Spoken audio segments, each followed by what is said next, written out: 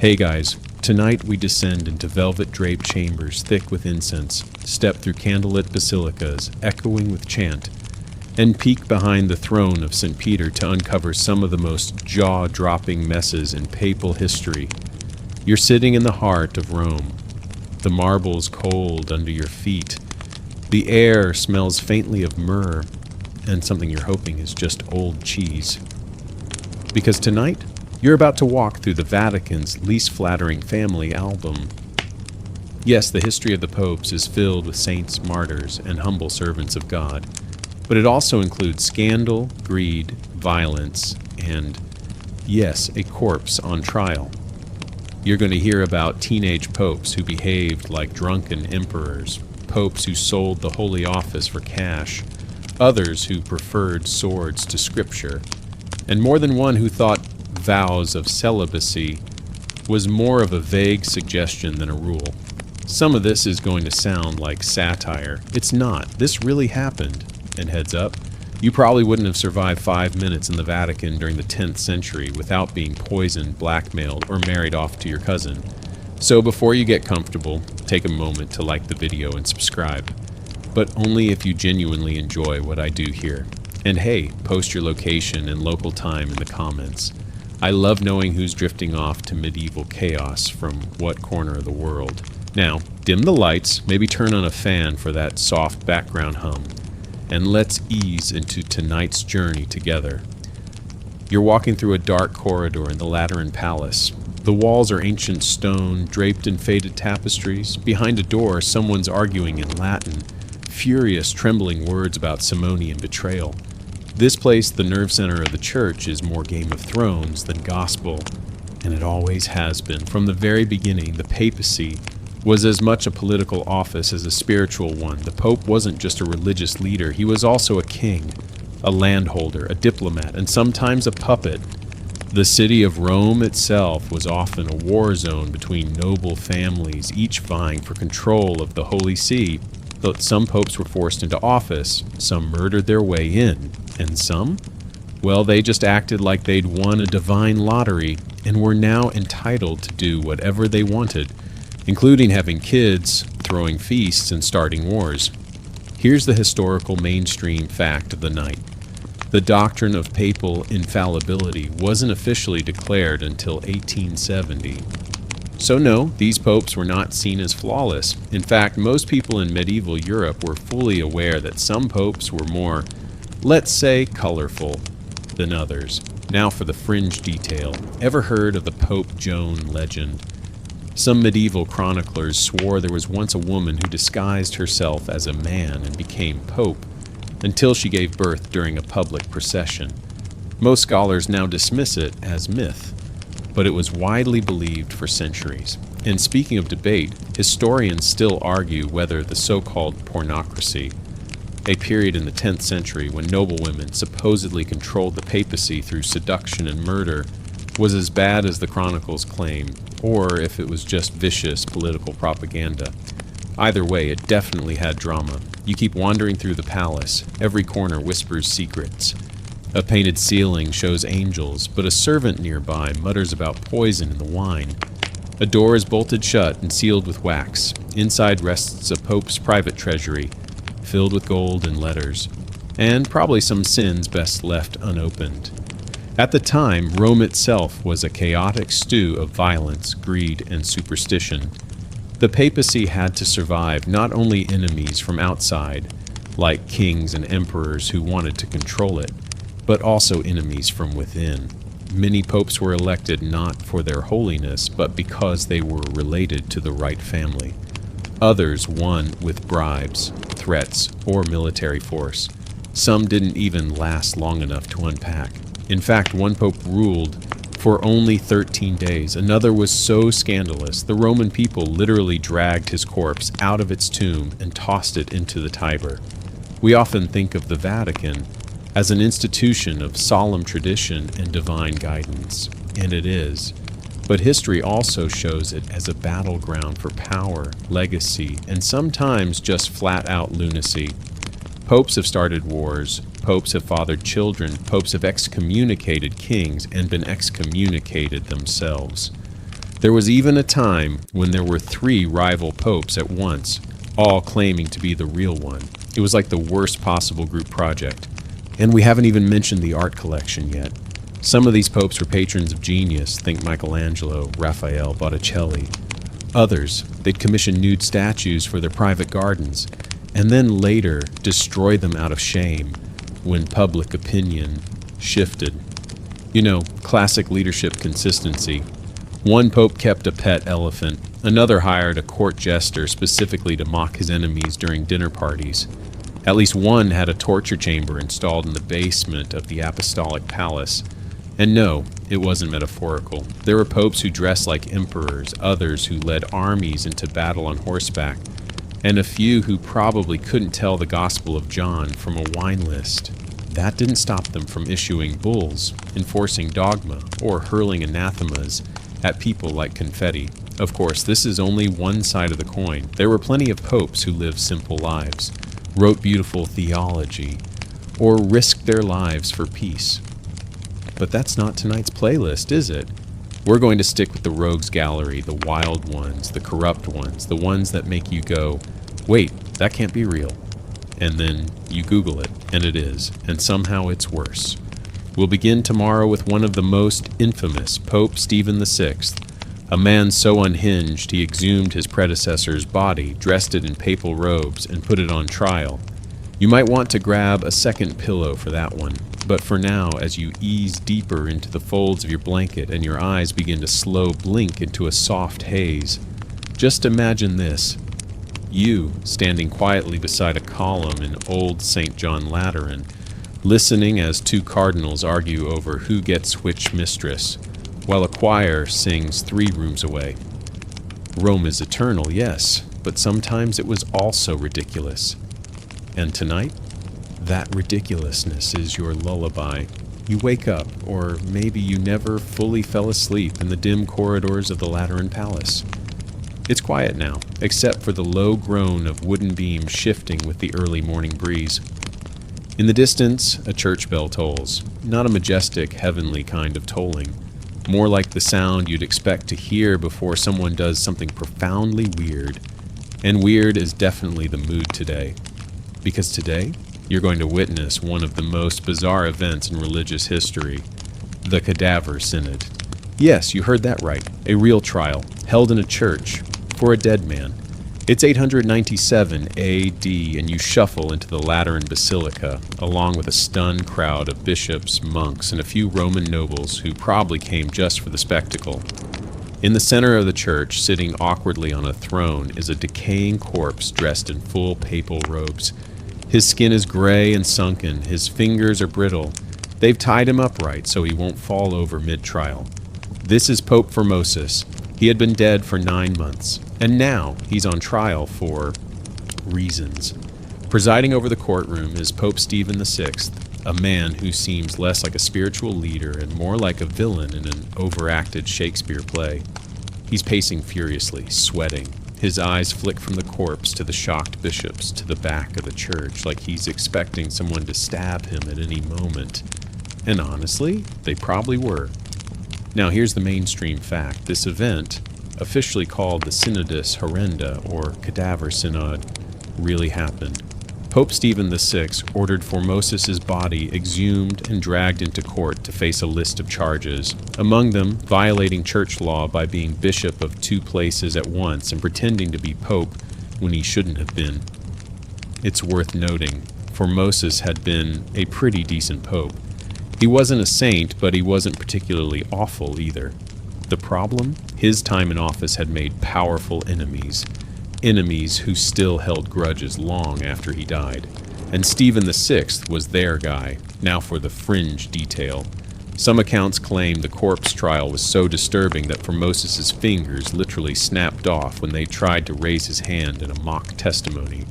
Historians debate whether this happened during the trial or during the later reburial. Either way, As the trial proceeds, Stephen screams at the corpse. He accuses Formosus of corruption, disobedience, and heresy. Of course, Formosus just slumps there, quiet, unblinking. They even assigned a deacon to speak on his behalf, which might be the most uncomfortable job in church history, defending a rotting pope from posthumous charges while trying not to faint from the smell. Now here's the open scholarly debate. Was Stephen VI acting entirely out of vengeance, or was he a pawn in a larger political game? Some scholars believe he was under pressure from the powerful Spoletan family who hated Formosus and wanted his legacy destroyed. Others think Stephen was unstable. After all, putting a corpse on trial isn't exactly behavior you learn in seminary. Eventually, the court, unsurprisingly, finds the dead man guilty. Formosus is stripped of his papal robes, his blessing fingers are cut off, and his body is thrown into a pauper's grave. Later, someone digs him up again and hurls him into the Tiber River like a medieval game of who can disrespect this man the most. And what happens to Stephen VI? Well, the joke writes itself. The people of Rome, appalled by the corpse trial, rise up. Stephen is imprisoned, deposed, and eventually strangled in his cell. So, yeah, that's what we call divine justice with dramatic flair. You pause for a moment near the altar, staring at the empty papal chair. How many others have sat here with skeletons, figurative or otherwise, lurking just beneath the marble? This isn't just one mad pope losing it. This was the tone of the entire era, chaotic, vengeful, and a little too obsessed with dead bodies. From this moment on, no one really forgets the Cadaver Synod. It's become one of the strangest cautionary tales in church history. Even today, when the Vatican has a bad PR day, someone somewhere whispers, well, at least they're not putting corpses on trial again. What's wild is that the church just kept going, like, okay, that happened. Anyway, next pope? There was no public therapy session, no corporate apology email, just a quick brush of the robes and back to business. You step out into the Roman sunlight. It's hazy and gold and smells faintly of olive oil and smoke. Across the city, another bishop is being bribed. A cardinal is picking a favorite nephew to promote. And someone, somewhere, is writing a very nervous letter to the Holy Roman Emperor. Because if they can put a dead pope on trial, imagine what they could do to you while you're still breathing. As the breeze lifts your robe slightly and the sound of clanging bells rises over the rooftops, you begin to wonder just how many papal crimes have been buried, metaphorically and literally, beneath the floors of Rome. But don't worry, we've only just begun. Next up, Pope Benedict IX. A man so delightfully awful, he managed to become pope not once, not twice, but 3 times, and still somehow found time to sell the job like it was a family heirloom he'd grown tired of. So for now, rest your head, close your eyes, and let the memory of a rotting corpse being screamed at in Latin lull you gently toward sleep. You drift deeper into the warm embrace of sleep, but something stirs you awake with a whisper. Not a sudden jolt, but a slow awareness, like a crackling fire that never quite lets you forget it's there. A soft clink of coins in the distance, the smell of incense, the sound of a distant prayer. Pope Benedict IX. If Stephen VI made headlines for his corpse trials, Benedict made sure his name would be immortalized too, but not for reasons anyone should be proud of. You're standing now in the middle of the Roman streets, surrounded by a crowd of murmuring citizens. They're gossiping about the latest papal drama. Benedict's antics are the talk of the town. No, seriously, this guy's messes are now being discussed in the marketplace, the church, and even the taverns. You catch a few whispers.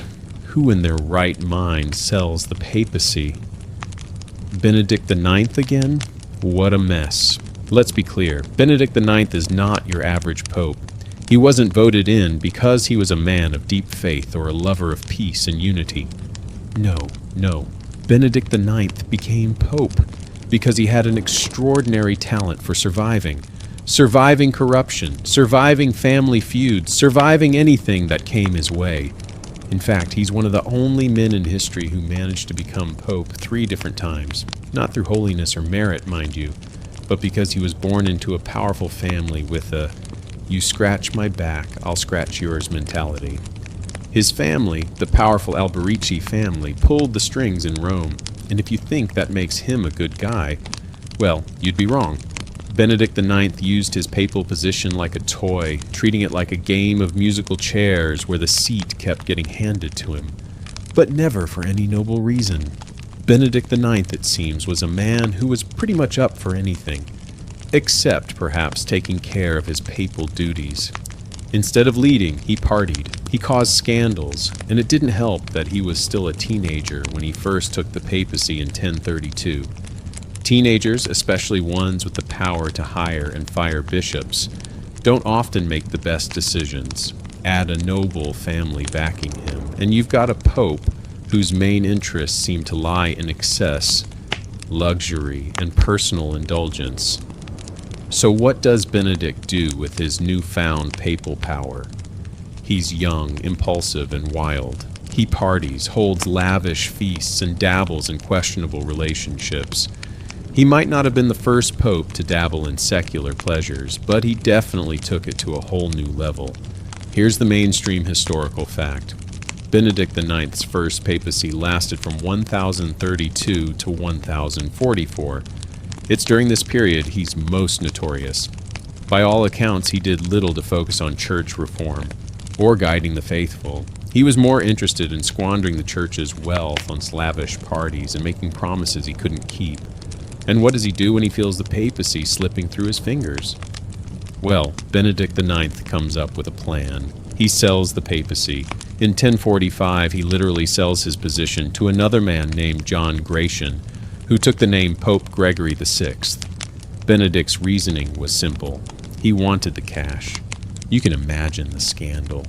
A pope turning the church into a business transaction. Yeah, that didn't sit well with anyone. You can probably guess what happens next. Benedict then decides he wants the papacy back, as in he literally wants to be pope again. He comes charging back into Rome, regains control, and ousts Gregory VI. I mean, this is one pope who knew how to play the system, only this time the system played him right back. His hold on power was shaky, and before long the Roman people got so fed up with him, they booted him out once more. So yeah, 3 papicides, but none of them really stuck for long. Now let's talk about the fringe detail.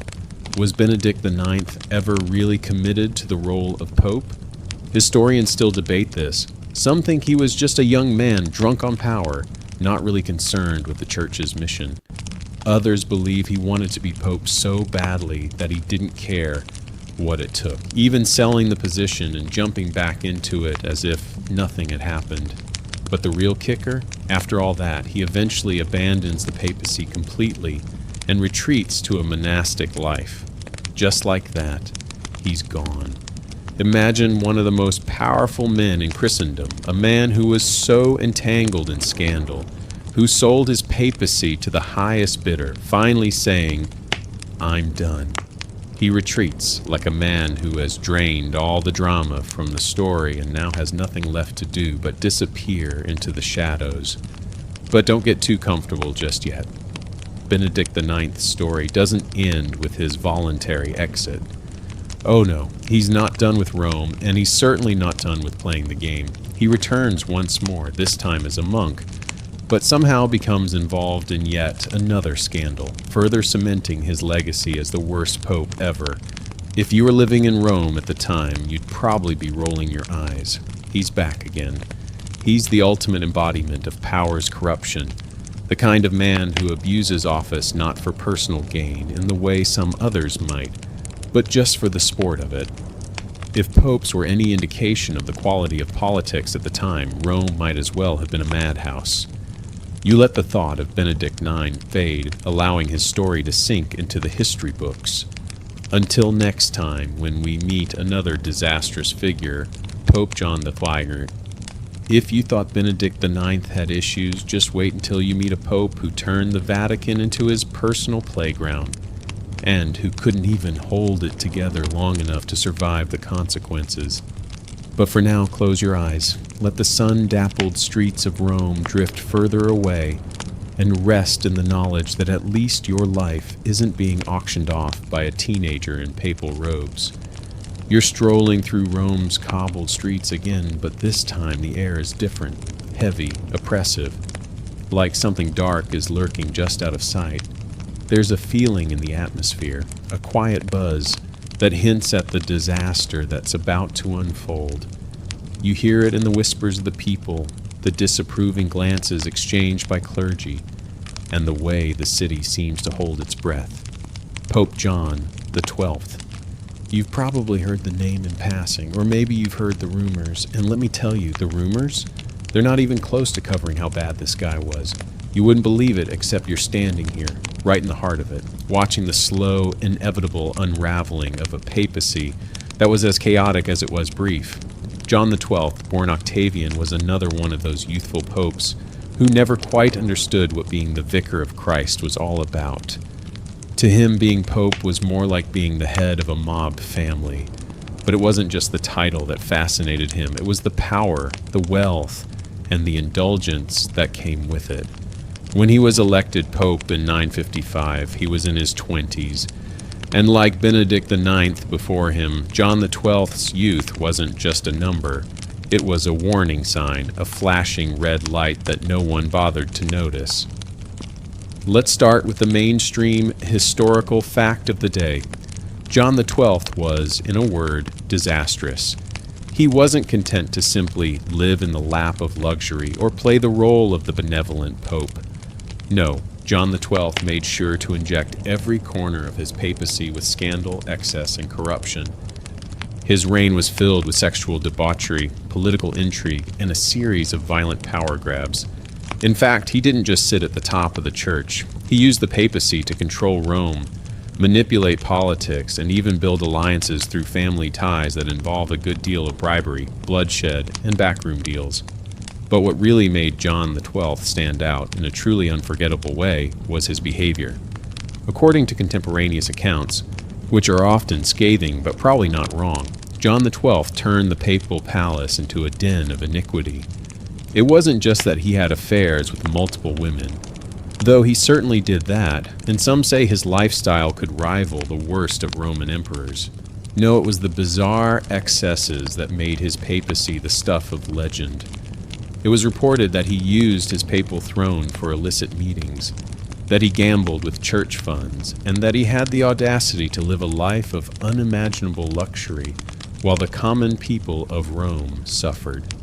He treated the papacy not as a holy office, but as a springboard for his own indulgence. Now for the fringe detail, one of the most infamous accusations against John the 12th was his use of the papal throne in a most unholy manner. Some chroniclers claim that he even used the holy office to conduct secular, sexual, and debauched activities. The sources are often murky, but the persistent rumors suggested that John the 12th's papacy was more like a mafia boss running an empire than a man of God leading a flock. No one really knew where the Pope's moral boundaries ended, or if he even had any to begin with. But perhaps the most shocking thing about John the 12th was his short-lived tenure. In 964, just 9 years into a papacy, he was deposed. The reason? The Roman nobility, tired of his corruption and moral decay, decided enough was enough. His behavior had alienated the powerful families of Rome, and even his closest allies began to turn on him. The final straw came when, according to one account, John the 12th was caught having an affair with the wife of a nobleman while his papal duties went completely neglected. Here's where things get even more dramatic. Once deposed, John the 12th didn't go quietly into the night like some disgraced pope. No, instead he tried to reclaim the papacy. He sent out messengers, made threats, and even tried to rally his supporters to overthrow the new pope, Leo VIII. But in the end, it was all for nothing. He died in 964 under mysterious circumstances, and while some say it was from a stroke, others claim he was actually murdered. The true cause of his death is unknown, but the rumors certainly fit with the rest of his chaotic papacy. Now, let's step back and look at this. From a broader perspective, historians still debate whether John the 12th was genuinely corrupt, or whether his behavior was just a reflection of the violent, unstable times in which he lived. Some argue that he was merely a product of his environment, a man forced to survive in a world of cutthroat politics, constant threats of invasion, and rampant instability, Others, however, believe that John XII was a pope who took corruption and depravity to new heights, turning the papacy into an absurd mockery of itself. Whatever the case, it's clear that John XII's papacy left an indelible mark on the Church's history. His reign, though short, was filled with so much chaos and scandal that it remains one of the most infamous in papal history. You stand there, thinking about the lasting legacy of John XII. How many popes have come and gone over the centuries, and how many of them have been remembered for their great wisdom, holiness, or courage. But John XII, he'll forever be remembered as one of the worst. Not just because of his misdeeds, but because he never seemed to care about the role of pope in the first place. To him, it was just another title to exploit, another game to win. It didn't matter that he had the weight of the church and its faithful on his shoulders. He only cared about what he could gain. You shake your head and let out a soft sigh. That's enough of John XII for tonight. You'll need a strong drink, or a strong prayer for that one. But even as you turn away from the papal chaos, you can't help but think, how much more ridiculous can the papacy get? You're about to find out. Pope Alexander VI is up next, and if you think John XII's antics were bad, wait until you meet the Borgia Pope who turned nepotism into an art form. He's the Pope who had 7 children and still somehow managed to make every scandal look tame.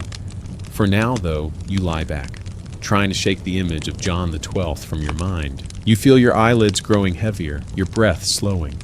The streets of Rome start to fade, and the only thing left is the soft sound of nightfall, the quiet hum of the city's pulse, and the knowing that tomorrow brings even more madness from the annals of history.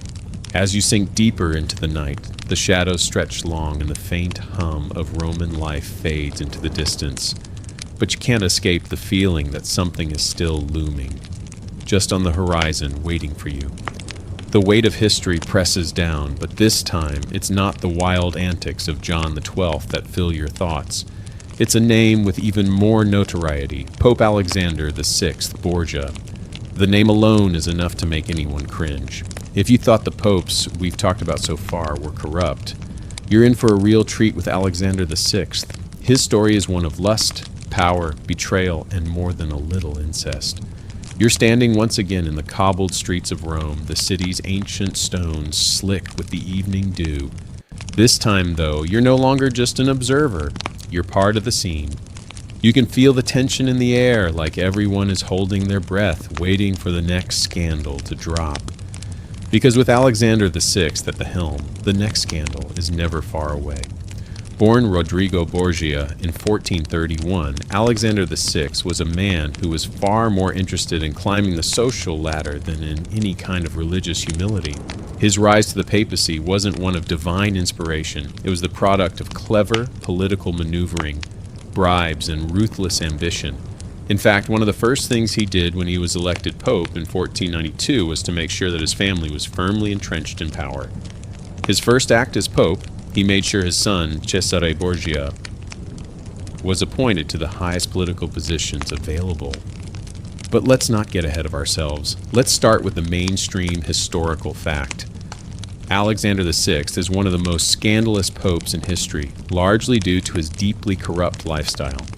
Unlike many of his predecessors who at least tried to put on the guise of piety, Alexander VI didn't even bother to fake it. He was openly corrupt, shameless in his pursuit of wealth, power, and pleasure.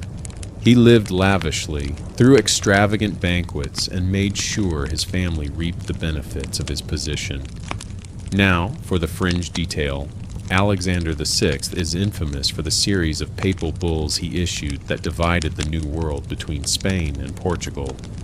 While these bulls, including the bull Inter Caetera, were intended to settle territorial disputes between the two kingdoms, they also helped cement the Vatican's hold over the newly discovered Americas. But the real kicker, Alexander had no interest in the spiritual or geopolitical implications of these decisions. He was simply ensuring that his family's power was solidified. The Borgia family, thanks to their connections with Alexander, would become one of the most powerful and feared dynasties in Europe. But here's where things get really interesting. Alexander VI wasn't just interested in political power. He was also, let's say, generous with his affections. He had a long list of lovers, both male and female, and his most infamous relationship was with his mistress, Vanozza de Catane. Together they had 4 children, all of whom Alexander would later push into positions of power, and it wasn't just any kind of relationship. His love life was public knowledge. People in Rome whispered about his mistresses, and even the papal court seemed to be in on the joke. The Pope himself would often invite his mistresses to his papal palace, where they would mix with the clergy, nobles, and diplomats, with everyone pretending not to notice the absurdity. But it wasn't just the mistresses that made Alexander VI's papacy stand out. His relationship with his son, Cesare, was the stuff of legends. Cesare was a brilliant military commander, but his rise to power wasn't exactly earned. Much of it was thanks to his father's influence and the violent tactics of the Borgia family. Together, Alexander and Cesare turned the Vatican into a sort of private kingdom, with Cesare serving as the enforcer and Alexander pulling the strings from behind the scenes. Here's the open scholarly debate. Some historians believe Alexander VI's actions were just a product of the time. The Vatican, like many medieval institutions, was a political entity as much as it was a religious one, and popes were expected to manage both faith and power. But others argue that Alexander was far worse than most popes of his time, a man who allowed his greed, lust, and thirst for control to completely overshadow any religious duties. Some even go so far as to say that his actions laid the foundation for the corruption that eventually led to the Protestant Reformation. But it doesn't end there. Alexander VI's most infamous legacy may very well be his role in the marriage of his daughter, Lucrezia Borgia. Lucrezia was a beautiful woman, but she was also a pawn in her father's political games. Throughout her life, she was married off several times, each marriage serving a political purpose. But the real scandal came when rumors began to swirl about her relationships with her father and her brother, Cesare. While there's no concrete evidence to suggest any incestuous relationships took place, the rumors were so persistent that they became part of the Borgia family's infamy. It's hard to know where to draw the line between fact and fiction when it comes to the Borgias. They were a family that thrived on scandal, and every detail of their lives, whether true or exaggerated, only added to the myth. But what's undeniable is that Alexander VI used his papacy as a tool for his family's gain. His children were set up for success, and his legacy lived on through them. Cesare, the ruthless military leader, and Lucrezia, the politically strategic daughter, would both become figures in their own right. But their careers were always tied to their father's corrupt papacy. As the years passed and Alexander VI's reign continued, the scandals only grew. His use of papal power for personal gain alienated many in Rome, and his enemies began to gather. In 1503, Alexander VI died, some say from poison, though others believe it was a stroke. His death marked the end of an era for the Borgias, but their influence didn't fade overnight. The Borgia name would continue to haunt the Vatican long after Alexander was gone. Now, standing in the midst of all this history, you feel the weight of it pressed down on you. The sun sets over Rome, cast in a golden glow over the ruins of the ancient city. The streets are still filled with whispers, with people talking about the past, wondering if things are really as bad now as they once were. You take one last look at the papal palace, where Alexander VI once sat, surrounded by luxury and scandal. The echoes of his reign still linger in the air. You've learned something tonight, though, haven't you? The papacy has always been a place where power, religion, and ambition collide. But at what cost? As the shadows lengthen and the cool night air starts to settle in, you let your thoughts drift to the next chapter. There's more to this story, and you'll hear it soon. But for now, you close your eyes, knowing that history, like Rome itself, will always rise from the ashes, sometimes scandalously, sometimes tragically, but always in the end, leaving a legacy. The cold of the Roman night creeps through the cracks of your tired consciousness, bringing with it a strange, almost oppressive stillness. But as you try to settle into the night, your mind can't help but wander. How much more could the papacy handle? It's hard to believe it could get worse than the corruption, the betrayals, and the indulgences of Alexander VI and his Borgia family. Yet just as the Roman streets hold new mysteries, so too does the papacy have its next scandal waiting to unfold. Because just when you think you've seen it all, here comes Pope Urban VI. Urban VI, unlike the suave, manipulative Alexander VI, was a man consumed by rage, and this rage would be his undoing. You find yourself standing in a small room, the weight of history pressing down on you. The walls are draped with ancient tapestries, some faded from time, others too dark to see. It's the year 1378, and the cardinals of the Catholic Church are gathered in Rome to elect a new pope. But, as usual, the election isn't as simple as choosing the holiest among them. There's power at stake, political power, and you know where there's power, there's bound to be drama. Urban VI wasn't supposed to be pope. Far from it. His election was meant to be a stopgap, a temporary measure. He was a hard-nosed, stern man from Naples, a former archbishop who had little to no experience in the politics of the papacy. But despite his lack of refinement, he had one thing that many of the other cardinals lacked: ambition. He was determined to make his mark on the church, and he made it by being as aggressive and combative as possible. Let's take a moment to dive into the mainstream historical fact. Pope Urban VI's papacy was defined by his ruthlessness. Initially, he seemed like a man of piety and zeal. But once he became pope, it quickly became apparent that Urban was more interested in asserting his power than leading the church in any meaningful way. His temper was legendary. His outbursts were notorious. The man had no patience for anyone who didn't share his vision. In fact, he was so relentless in his pursuit of power that at one point he had his cardinals thrown into prison for not agreeing with him. But it wasn't just his temper that made Urban VI so infamous. It was his complete disregard for diplomacy. When he took office, Urban attempted to reform the church with an iron fist, but his heavy-handed tactics quickly alienated everyone around him. He didn't hesitate to insult the cardinals, publicly humiliating them and accusing them of the corruption. He even tried to take control of papal finances, but when he wasn't getting the results he wanted, he became increasingly unhinged. As time went on, Urban VI's behavior became more erratic. He was prone to fits of rage, throwing tantrums like a child when things didn't go his way. And the worst part? He made no effort to hide it. He would scream at his cardinals, humiliate them in front of others, and even resort to violence when his authority was challenged. No one was safe from his fury, not even the church's highest officials. And then came the most dramatic twist in the story. In 1378, after Urban VI had alienated most of his cardinals with his violent behavior, they had had enough. They left Rome and declared that Urban was not a legitimate pope. They elected a new pope, Clement VII, and thus began the Western Schism, a period in which the papacy was divided with rival popes claiming authority. Urban VI was furious. He considered Clement VII's election to be a direct challenge to his power, and he didn't take kindly to losing control.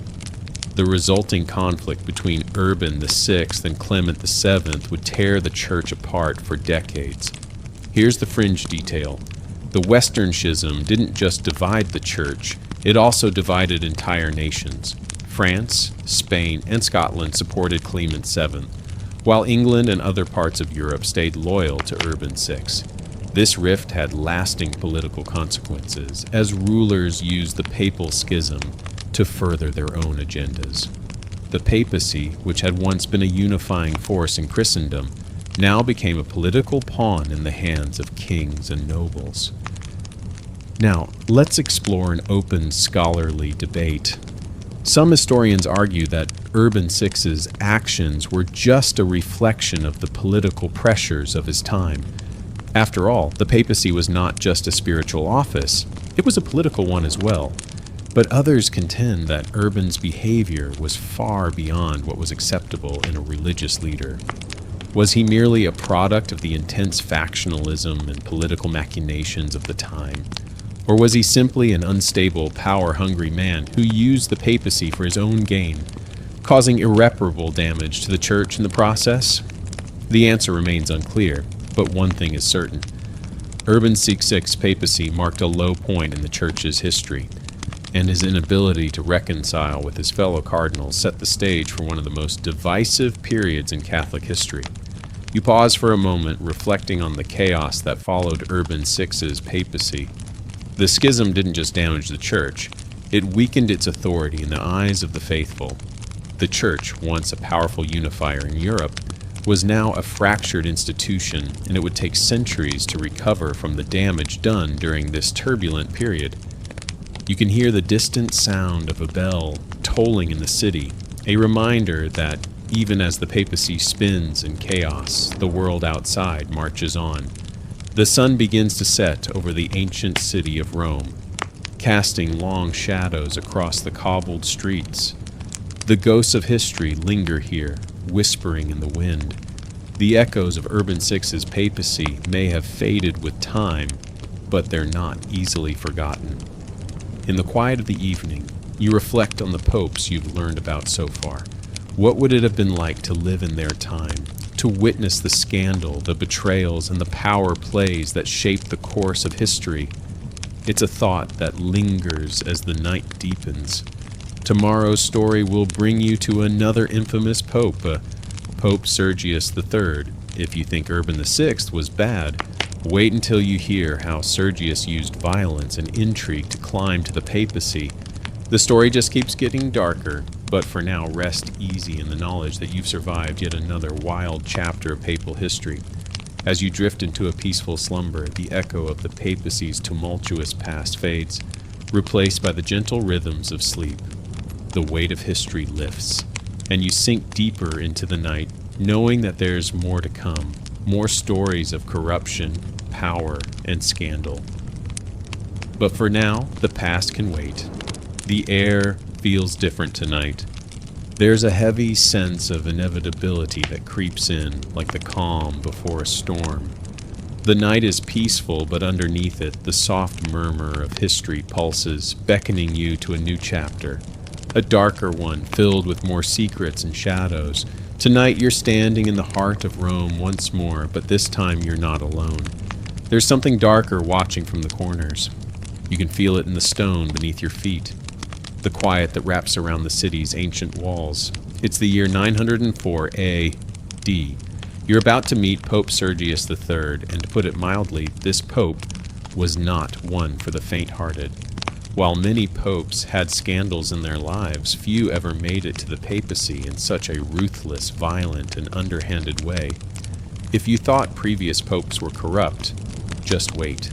Sergius III was not a man to be trifled with, and the Rome you're stepping into tonight is one defined by chaos, bloodshed, and intrigue. Sergius III's rise to power wasn't one of humble devotion or divine calling. Oh no. His was a story of assassination, manipulation, and taking advantage of every possible opportunity. The papacy was a prize, and Sergius was determined to claim it by any means necessary. His path to the throne of St. Peter began not with a holy prayer, but with a series of dirty tricks and backstabbing that would make even the most ambitious politician blush. The mainstream historical fact of the night: Sergius III became pope in 904. But his ascension wasn't peaceful. He came to power after a series of bloody power struggles within Rome, where the papacy had become less about divine guidance and more about raw political strength. By the time he took the throne, the papacy had been deeply compromised by corruption, and Sergius wasted no time in adding to that reputation. He effectively murdered his way into power, eliminating rivals who were too strong, while cozying up to the right families to gain their support. This was a pope who understood that when it came to the papacy, the only law that mattered was survival. Sergius didn't just play the political game, he lived it. He surrounded himself with loyal supporters, even going as far as having his predecessor, Pope Theodore II, deposed after just 20 days in power. Theodore II had been chosen by the Roman aristocracy, but Sergius, with the backing of certain factions in Rome, quickly managed to shift the tide and have Theodore removed. The method was simple. Sergius had Theodore imprisoned and executed, allowing him to step into the papacy without any further contest. But that's only the beginning. When Sergius III took office, the situation in Rome was dire.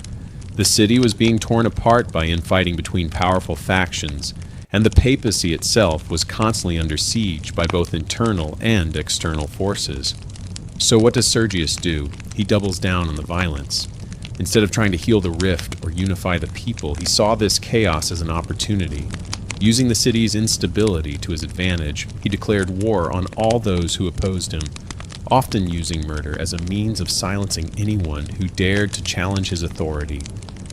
Here's the fringe detail.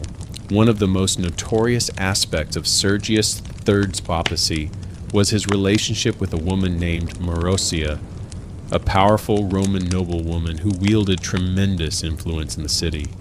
It's said that Sergius and Marozia had a passionate and highly controversial affair. What makes this particularly scandalous was that Marozia was the daughter of another pope, Pope Sergius II.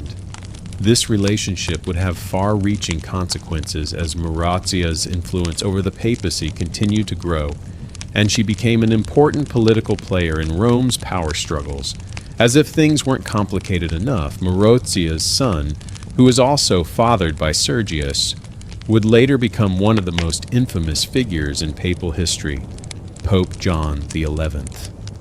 This created a complex web of family connections, corruption, and power grabs that would ultimately influence the course of Roman politics for generations. The relationship between Sergius III and Marozia isn't just a historical tidbit.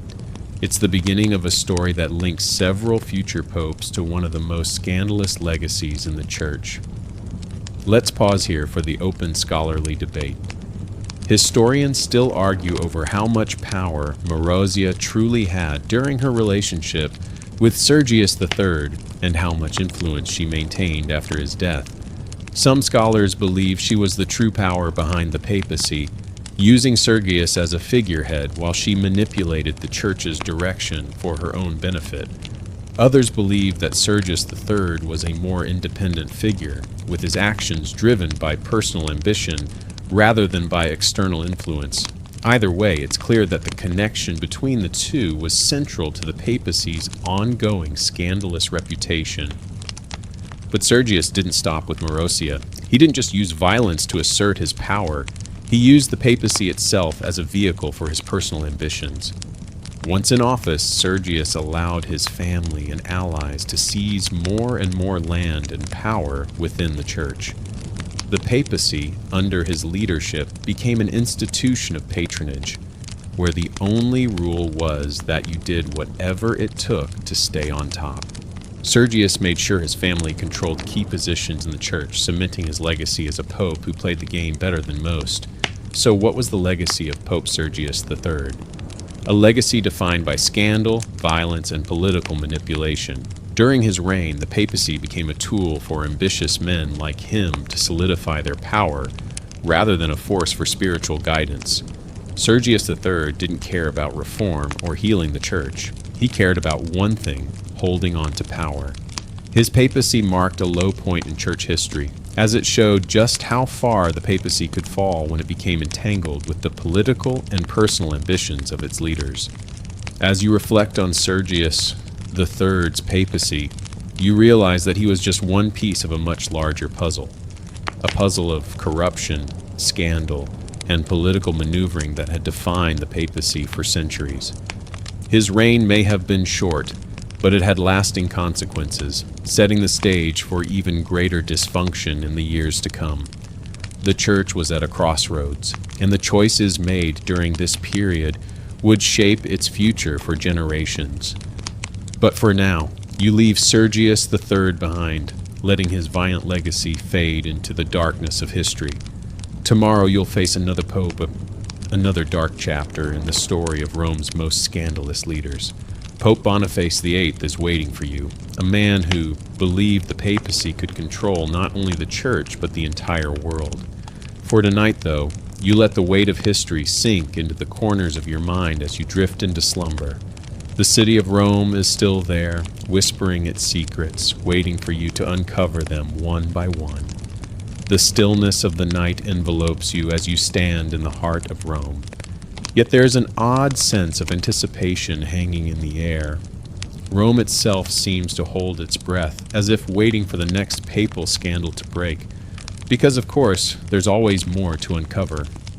Tonight you stand in the shadow of one of the most controversial and power-hungry popes in history, Pope Boniface VIII. Boniface VIII's papacy is one that resonates through the ages, not because of any holiness or virtuous leadership, but because of his unyielding pursuit of power, his endless manipulation, and the deeply controversial acts he committed during his reign. If you thought previous popes used the papacy for personal gain, you haven't seen anything yet. Boniface VIII wasn't just content with power within the church. He wanted to control everything. And when I say everything, I mean everything. From the very fabric of society to the monarchs of Europe themselves. Boniface was a man of ambition, cunning, and, if we're being honest, ruthless behavior. He ascended to the papacy in 1294 after a back-and-forth election in which the cardinals struggled to find a leader who could unite the fractured church. Boniface was a brilliant politician, a master manipulator, and he quickly set to work using every trick in the book to secure his authority and control. He wasn't just concerned with spiritual matters, he wanted to be the supreme ruler of all. This was a pope who believed that the papacy was not merely a religious office, but a throne to be used for personal and political dominance. Here's the mainstream historical fact. Boniface VIII is perhaps best remembered for his Unam Sanctum, Bull of 1302, in which he declared that, in order to salvation, it is absolutely necessary for every human creature to be subject to the Roman pontiff. That's right, this was the pope who didn't just want to control the church, he wanted control over everyone, everywhere. The papacy, in Boniface's view, was the ultimate power, and no king, no queen, and certainly no emperor was beyond its reach. Boniface was staking his claim to universal power, and this document was his way of declaring that the papacy was superior to any earthly authority. To understand Boniface's audacity, you need to realize the context of the time. The papacy was already in a precarious position. The church had lost some of its previous influence, and kings like Philip IV of France were growing increasingly powerful and independent. The church was struggling with financial problems, and Boniface, who was not one to back down, saw an opportunity. He believed that, in order to preserve the integrity and authority of the papacy, he needed to assert it in a way that had never been done before, by placing the church directly in conflict with the secular monarchs of Europe. Here's the fringe detail. What many people don't know is that Boniface VIII didn't just make powerful enemies through his political ambitions, he made personal enemies too. One of his bitterest rivals was none other than Philip IV, the King of France, who Boniface openly despised. Philip had been at odds with the church for years, primarily due to issues of taxation and control over the clergy. Philip was determined to bring the church under French control, but Boniface, rather than negotiating, took a confrontational approach. The two men had a long-standing feud that eventually erupted into a bitter conflict. In 1303, Philip captured Boniface's representatives and physically attacked them. This insult was a blow to Boniface's pride, and the Pope vowed to get revenge. But here's where things get truly insane. In 1303, Philip IV orchestrated what could only be described as one of the most embarrassing moments in papal history. He sent a group of soldiers to arrest Boniface VIII in his own papal palace. The Pope, weakened by old age and illness, was humiliated, captured, and held prisoner in the town of Anagni for several days. While Boniface was imprisoned, the people of Rome, who had once seen him as a great ruler, turned on him. They celebrated his humiliation, as his power had clearly crumbled. Eventually Boniface was released, but the damage was done. The Pope never recovered from the physical and emotional toll of his capture. Let's pause and talk about the open scholarly debate. Was Boniface VIII's downfall a result of his overreach and arrogance, or was he simply a victim of a changing world where the papacy could no longer maintain the supremacy it once held? Some historians argue that Boniface was simply a product of his time, an era when the power of the church was on the decline and secular rulers were no longer willing to bow to the papacy. Others contend that Boniface's obsession with personal power and control directly led to his downfall. Either way, his papacy marks a crucial turning point in the relationship between the church and European monarchs. After his release from captivity, Boniface VIII's reign quickly unraveled. He was never able to regain the prestige he once had. His efforts to assert papal authority only intensified the rift between the church and the secular world, and by the time of his death in 1303, the papacy was more divided than ever. In fact, the very fact that a pope could be captured and humiliated in such a way signified a shift in the power dynamic between the papacy and the monarchs of Europe. What Boniface VIII failed to realize, though, was that his audacity would inspire future generations of leaders to challenge the papacy even more. His papacy was one of the last great attempts to assert papal supremacy, and it ended in such scandal that it paved the way for the eventual rise of secular power in Europe. You stand there, contemplating the legacy of Boniface VIII as the night deepens around you. The Roman streets are quiet, but the echoes of his reign still linger in the air. His papacy was marked by scandal, ambition, and violence, and it would be hard to argue that his efforts to dominate both church and state weren't doomed from the start.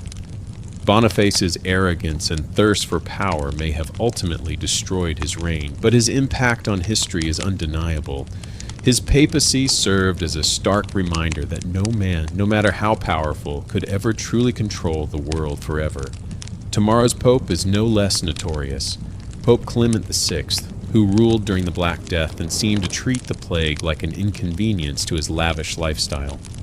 But for tonight, you let the weight of Boniface VIII's story settle, knowing that history has a way of repeating itself. As the last remnants of night fall over you, you close your eyes, and the dark corners of papal history fade into sleep.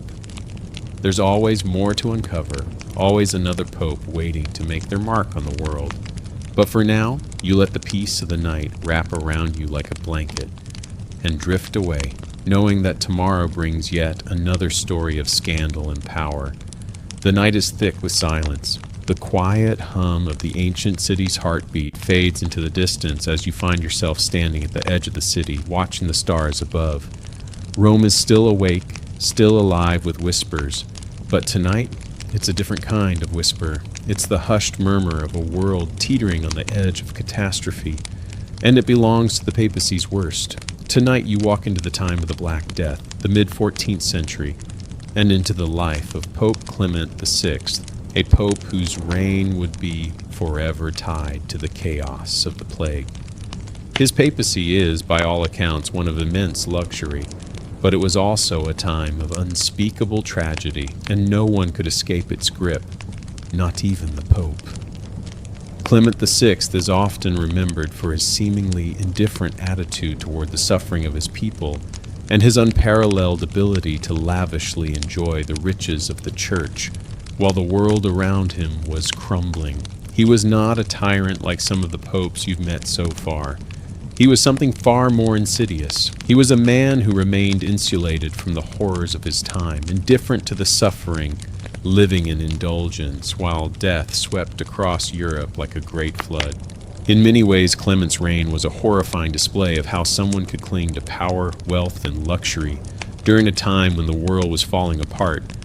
When Clement VI became pope in 1342, Europe was already facing political turmoil, famine, and war. But then came the plague. It first struck in 1347, and within just a few years it had ravaged Europe, killing an estimated 25 million people. Clement VI, as pope, had an immense responsibility to guide his flock through the calamity. However, rather than leading the people through spiritual guidance and care, Clement is often remembered for how little he did to mitigate the disaster. Instead, he chose to retreat into luxury, fully insulated from the suffering that his people endured. The mainstream historical fact. During the height of the plague, Clement VI made the rather questionable decision to hide away in the safety of the papal palace in Avignon, a city that was, by then, far removed from the worst of the devastation. Clement sought refuge in his lavishly appointed chambers, where he reportedly indulged in lavish banquets, spent his time surrounded by treasures, and lived as though the world outside didn't exist. His indifference to the suffering of the population was stark. While millions were dying, Clement barely left his sanctuary, and when he did, it was usually to offer vague papal decrees that did little to help. But there's more to Clement's story than just his detachment from the plague. One of his most infamous actions was his handling of the Church's response to the pandemic. While the streets of Europe ran red with the bodies of the dead, Clement remained distant. But it wasn't just that he was distant, it's what he did that has left a lasting mark on history. During the plague, the Pope issued indulgences, papal decrees that offered forgiveness of sins to those who could afford them. In the face of suffering and death, Clement VI chose to sell absolution to the wealthy, further alienating the suffering common people. This greed, at the worst possible moment, created a scandal that would haunt the Church for centuries. Here's the fringe detail. Despite the seemingly cold-hearted nature of Clement's indulgences, the Pope is also remembered for some of his more unusual responses to the plague. He famously blessed the rivers of Avignon in the hope that it would purify the waters and protect the population. In addition, he made a public declaration that the Jews were not the cause of the plague, a move that, at the time, was rather progressive given the widespread anti-Semitic beliefs circulating through Europe. Unfortunately, while this act of compassion was commendable, it did little to stop the tide of death that swept across the continent. The plague continued to claim lives, and Clement's indulgences were, for many, seen as a poor substitute for actual care or leadership. But that wasn't the only disaster Clement VI had to face. His papacy was also marked by scandals within the Church itself. With so many people dying, the Vatican was overwhelmed, and the Church struggled to maintain its authority. Clement, whose indulgences had brought him wealth, was also a man deeply concerned with maintaining the power of the papacy itself. This resulted in a series of politically motivated appointments, some of which were dubious, as well as an increasing reliance on French support to maintain papal authority. Clement's loyalty to France and his actions to strengthen French influence within the Church left him deeply unpopular with the rest of Europe. The open scholarly debate surrounding Clement VI's papacy centers on whether his actions during the plague were a result of his true beliefs or simply political expediency. Some argue that Clement VI was simply a man who, while wealthy and disconnected, genuinely believed in the spiritual power of indulgences, and that he was trying to offer comfort to the suffering in the only way he knew how. Others contend that his indulgences were nothing more than a way to capitalize on the tragedy, and that his failure to lead during the pandemic only highlights how out of touch he was with the needs of his people. Now, as the city around you seems to fade and the weight of history presses in, it's hard not to feel the deep disillusionment that the people of Europe must have felt at the time. Rome, that eternal city, was still a place of power and authority, but the papacy was crumbling, weighed down by its own corruption, greed, and indifference to the suffering of the world. Clement VI may have reigned at the height of the Black Death, but his papacy, like many before him, was defined by its inability to face the true challenges of the time. And yet the papacy persisted not because of divine intervention, but because of the sheer force of will of those at the top. Clement VI, like so many popes before him, left behind a legacy of scandal and missed opportunity. and yet he was merely a stepping stone in the long history of the papacy struggle with its role in the world. Tomorrow you'll move on to another chapter in the history of the papacy, another pope whose reign brought scandal and chaos. But for now, you leave Clement VI behind, the man who lived in a bubble of luxury while the world outside burned. The plague would eventually fade, but the damage done to the church would take far longer to heal. History is full of leaders like Clement, people who failed to rise to the occasion, people who left behind a legacy not of strength, but of missed opportunities and moral failure. As the darkness of the night wraps around you and the distant echoes of Rome's past fade into the quiet of sleep, you rest easy knowing that these stories, however tragic and dark, are part of what made the world what it is today. The mistakes of history are never truly forgotten. They are woven into the fabric of time itself, and with each new night you uncover just a little bit more. The quiet of the Roman night envelops you once again, but tonight there's a different kind of tension in the air. You can feel it deep in your bones, an awareness that the next chapter in this tumultuous history is going to be one of the most complex and troubling stories you've encountered yet. The city of Rome, once the eternal heart of Christianity, is filled with whispers. Tonight's story isn't just about a pope, but about a man who came to symbolize the very dysfunction and chaos of the papacy, Pope Boniface VIII. You stand in the shadow of the ancient walls that have seen countless rulers come and go, and as you walk through the city, you can almost feel the weight of history pressing on you. Boniface VIII was the kind of pope whose name is still remembered for the sheer amount of controversy he stirred. His papacy didn't just mark a low point in the church's history, it marked the beginning of a transformation that would eventually fracture the power of the papacy forever. If Alexander VI was a man who indulged in nepotism and extravagance, and Clement VI retreated into his luxurious palace while the Black Death decimated Europe, Boniface VIII was a pope who decided that the church's power could extend not just to the spiritual realm, but to the very heart of secular authority. Boniface VIII was elected pope in 1294, but his rise to the top was as much about political maneuvering as it was about religious devotion. His predecessor, Pope Celestine V, had abdicated the papacy after only 5 months in office, and Boniface, who had served as a cardinal, quickly seized the opportunity to ascend to the throne of Saint Peter. Unlike the popes who came before him, Boniface wasn't content with merely maintaining the status quo. He wanted more, much more. The mainstream historical fact, Boniface VIII is best known for his relentless pursuit of papal supremacy, especially through his papal bull Unam Sanctum, issued in 1473, 1302. In this document, Boniface famously declared that, in order to salvation, it is absolutely necessary for every human creature to be subject to the Roman pontiff. The statement is often seen as the peak of papal arrogance, a claim that the Pope, as God's representative on earth, was the ultimate authority, not just in matters of the church, but in all of human existence. With this bull, Boniface VIII sought to make the papacy the highest political and spiritual power in Europe. He wasn't merely interested in religious leadership, he wanted to be the supreme ruler of all.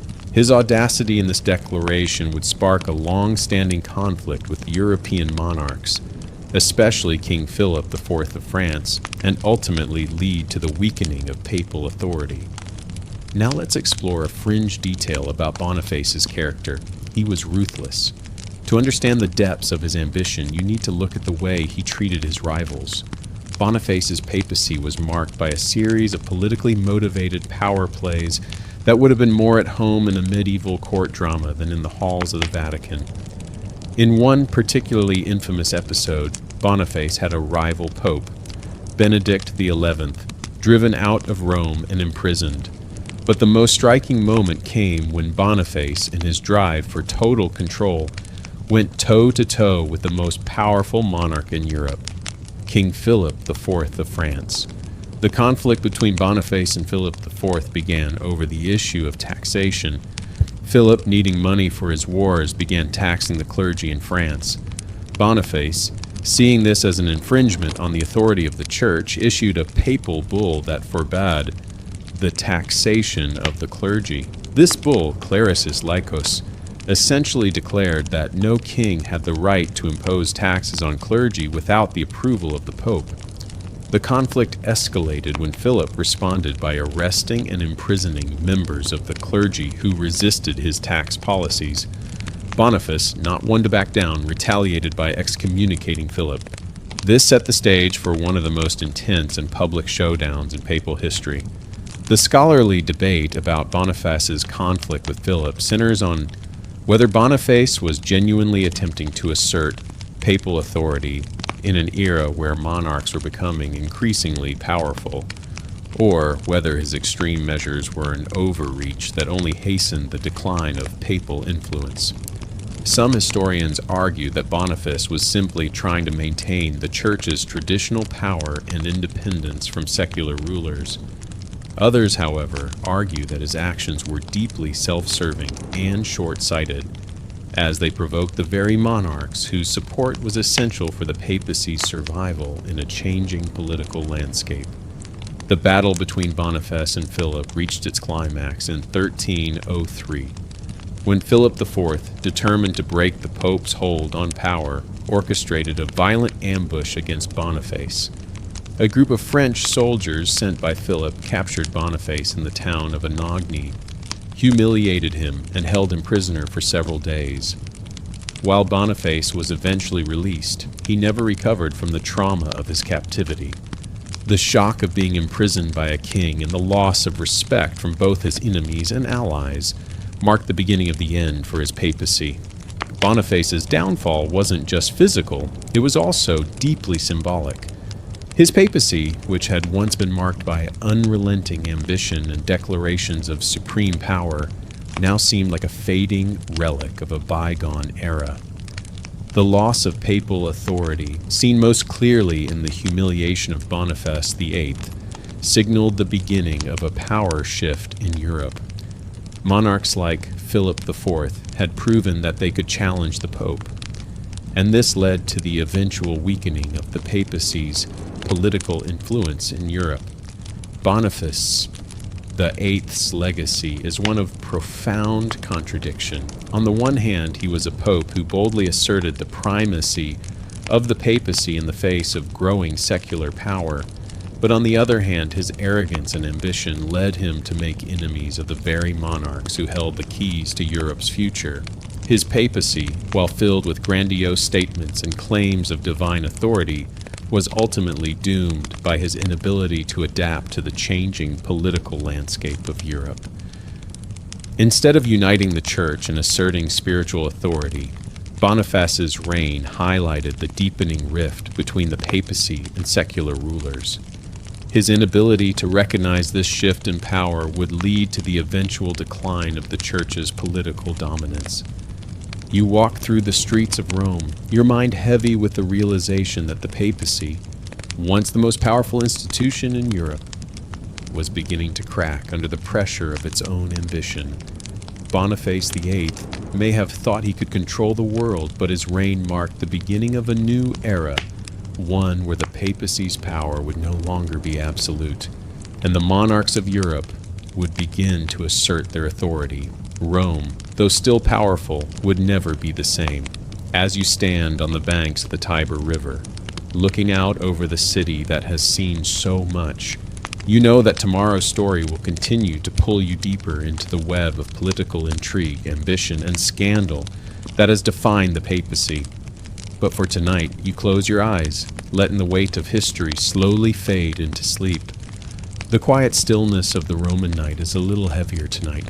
You feel it deep within your bones, the sense that the pages of history are turning faster now, that the scandals and betrayals of the past are starting to build up like a storm on the horizon. Tonight you're standing in the midst of one of the most tumultuous and dysfunctional times in papal history. You're about to meet Pope Julius II, the warrior pope.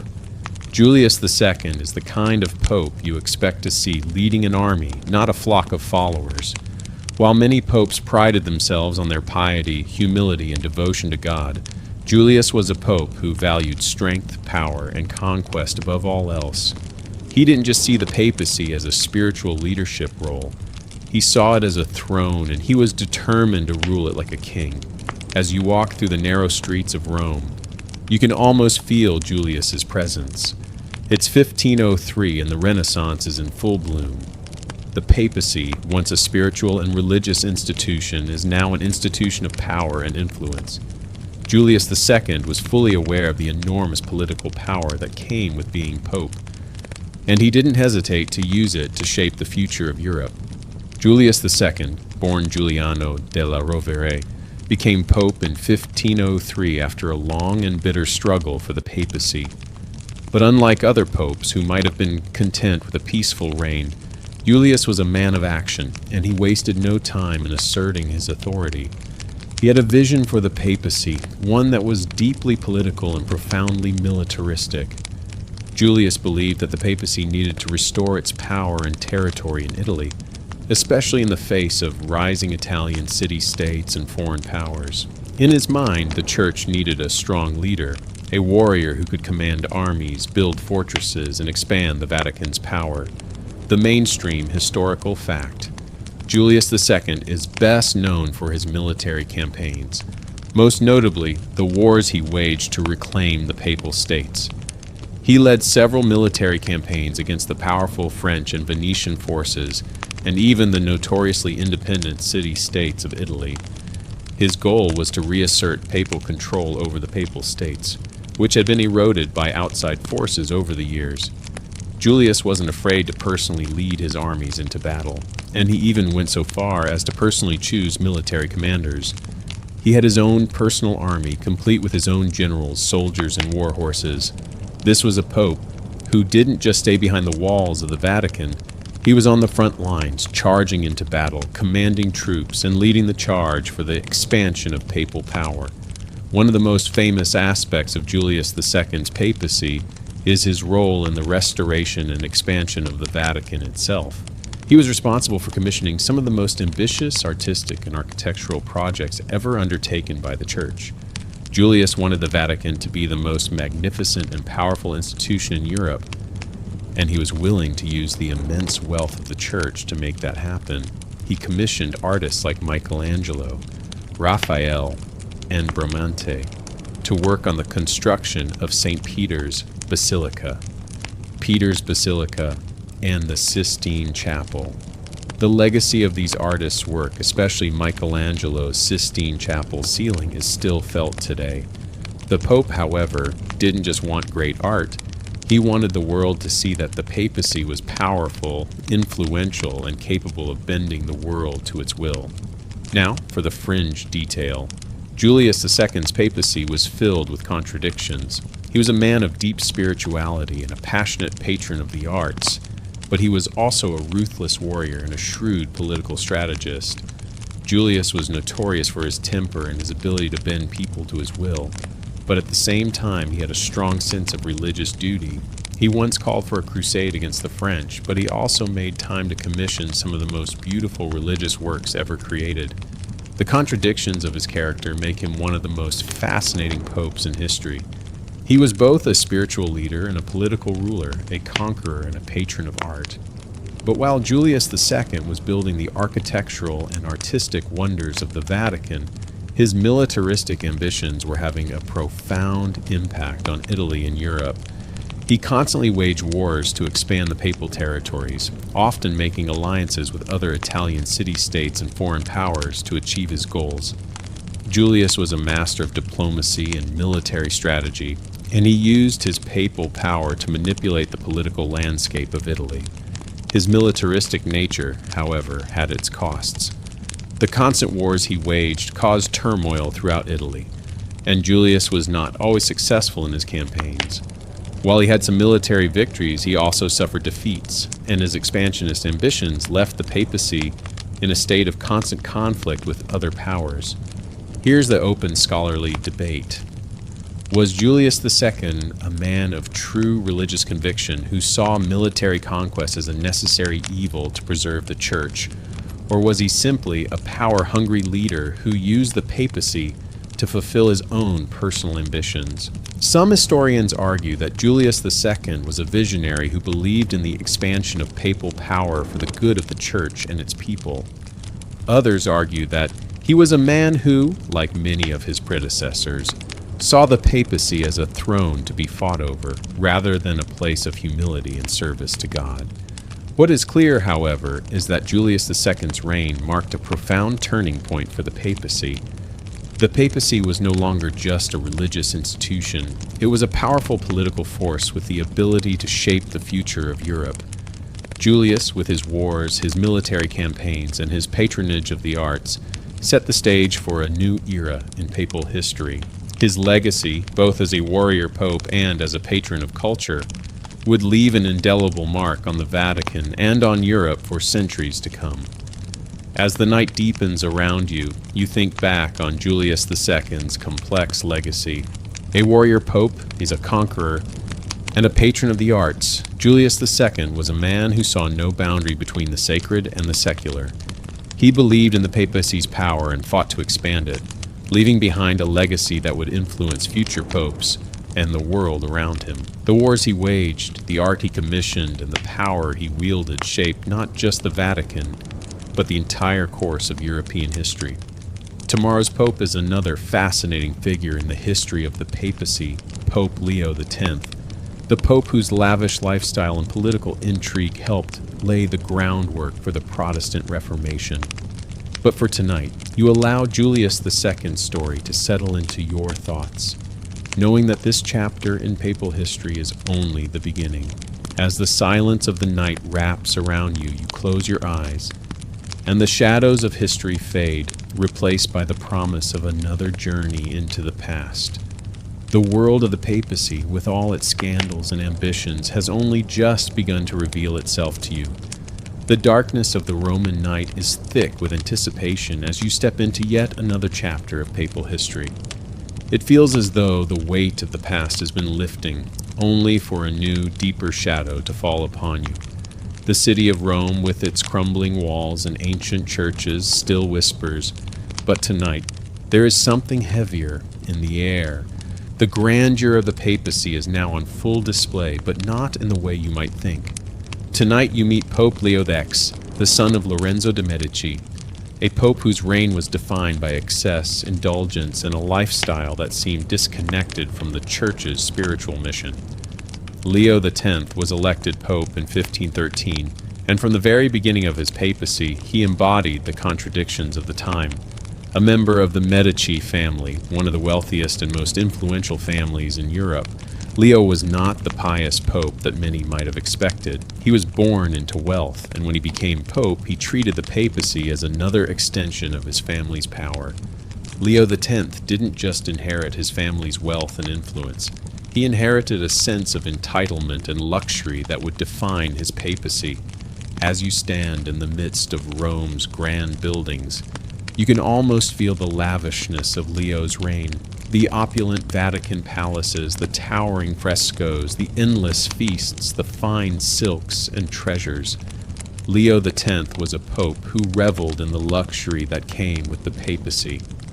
But while he was busy indulging in the pleasures of the world, the church itself was beginning to show signs of decay. The wealth that Leo had inherited was being used not for spiritual purposes, but for the further consolidation of power. Leo's papacy was filled with commissions for art, architecture, and entertainment, anything that showcased the magnificence of the Vatican. But the very extravagance that defined his rule would come to haunt him, for it was under Leo X that one of the greatest crises in Christian history would take shape. The mainstream historical fact: Leo X is most famously known for his role in the events leading up to the Protestant Reformation. In 1517, Martin Luther nailed his 95 Theses to the door of the Wittenberg Castle Church, and with this single act he ignited a firestorm of criticism against the Church. Luther's criticism of the Church's corruption, particularly the sale of indulgences, struck a chord with people throughout Europe.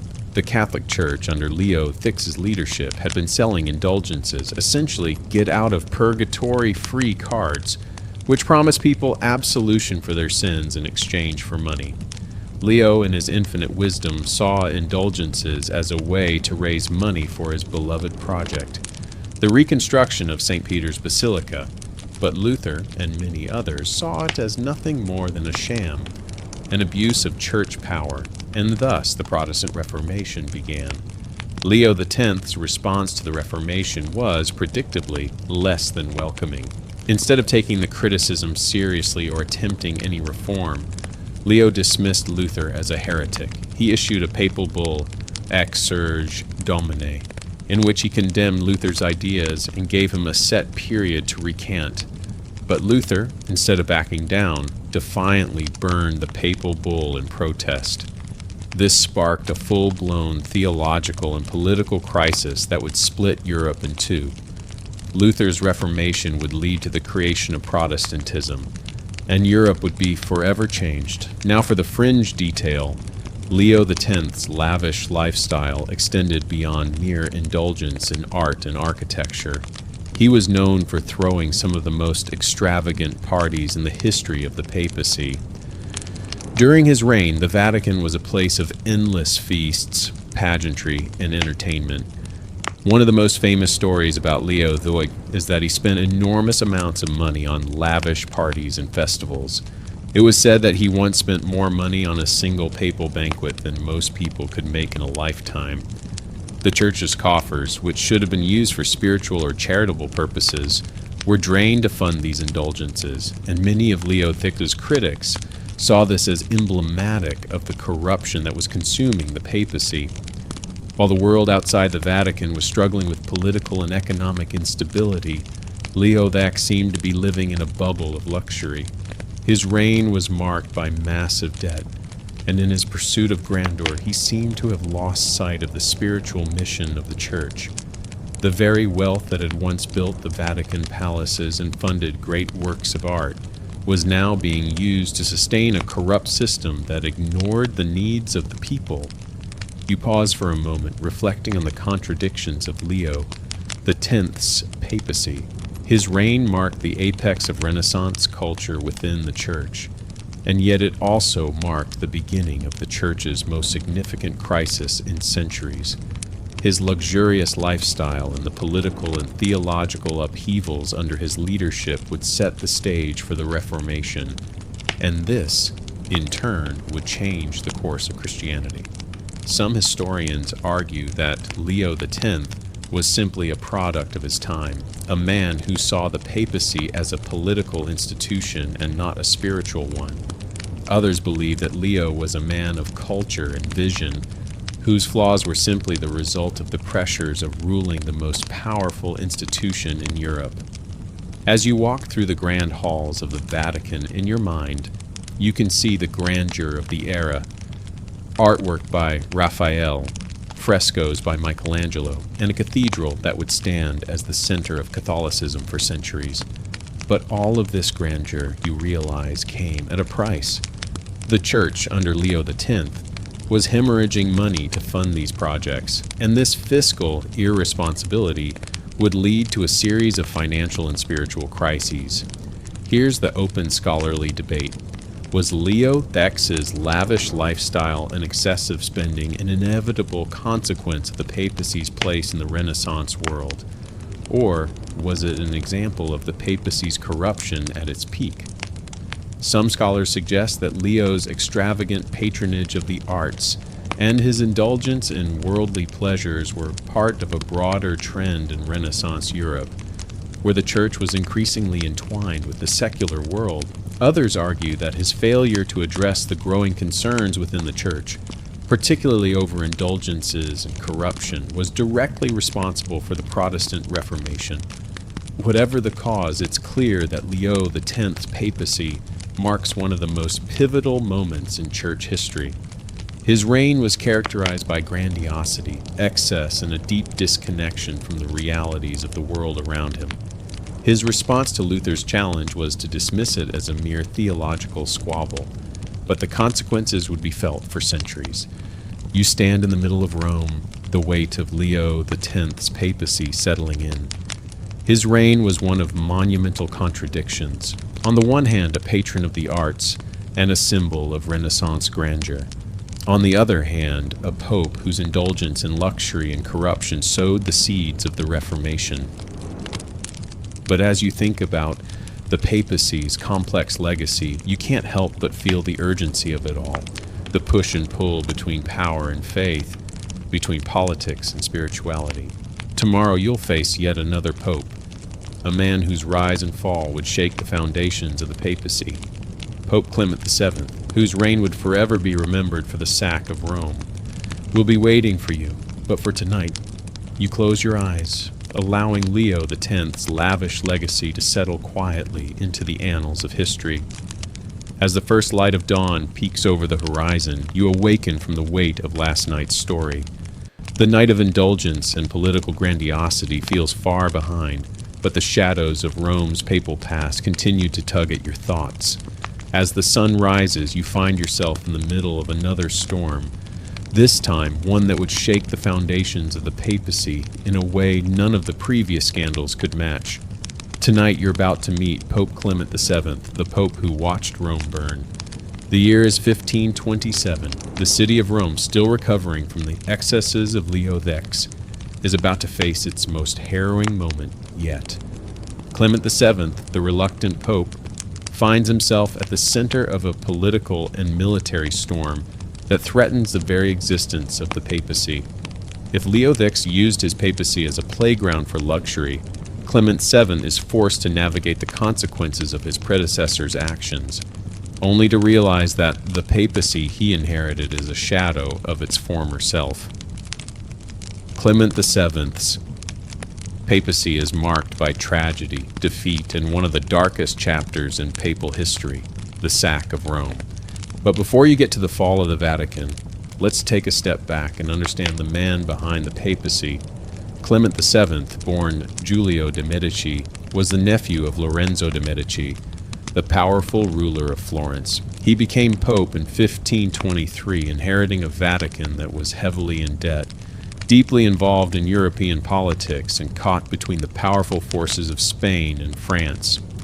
Despite his connections to the powerful Medici family, Clement VII lacked the forceful nature of popes like Julius Tharquinian or the political savvy of Leo X. He was a pope who was often indecisive, caught between loyalties and personal interests that made it difficult for him to act decisively when the church needed strong leadership. His reign was marked by the constant manipulation of the political forces of Europe, attempting to balance between the powerful kings and the pressures of the Protestant Reformation, which was growing ever more influential. The mainstream historical fact: Clement VII's papacy is most famously remembered for the sack of Rome in 1527. The event is considered one of the most catastrophic moments in papal history. In that year, the troops of Emperor Charles V, Holy Roman Emperor, marched into Rome, looting, pillaging, and destroying large parts of the city. Rome was left in ruins, and Clement VII, unable to prevent the onslaught, was forced to seek refuge in the Castel Sant'Angelo. The sack of the city was not just a physical attack on the buildings.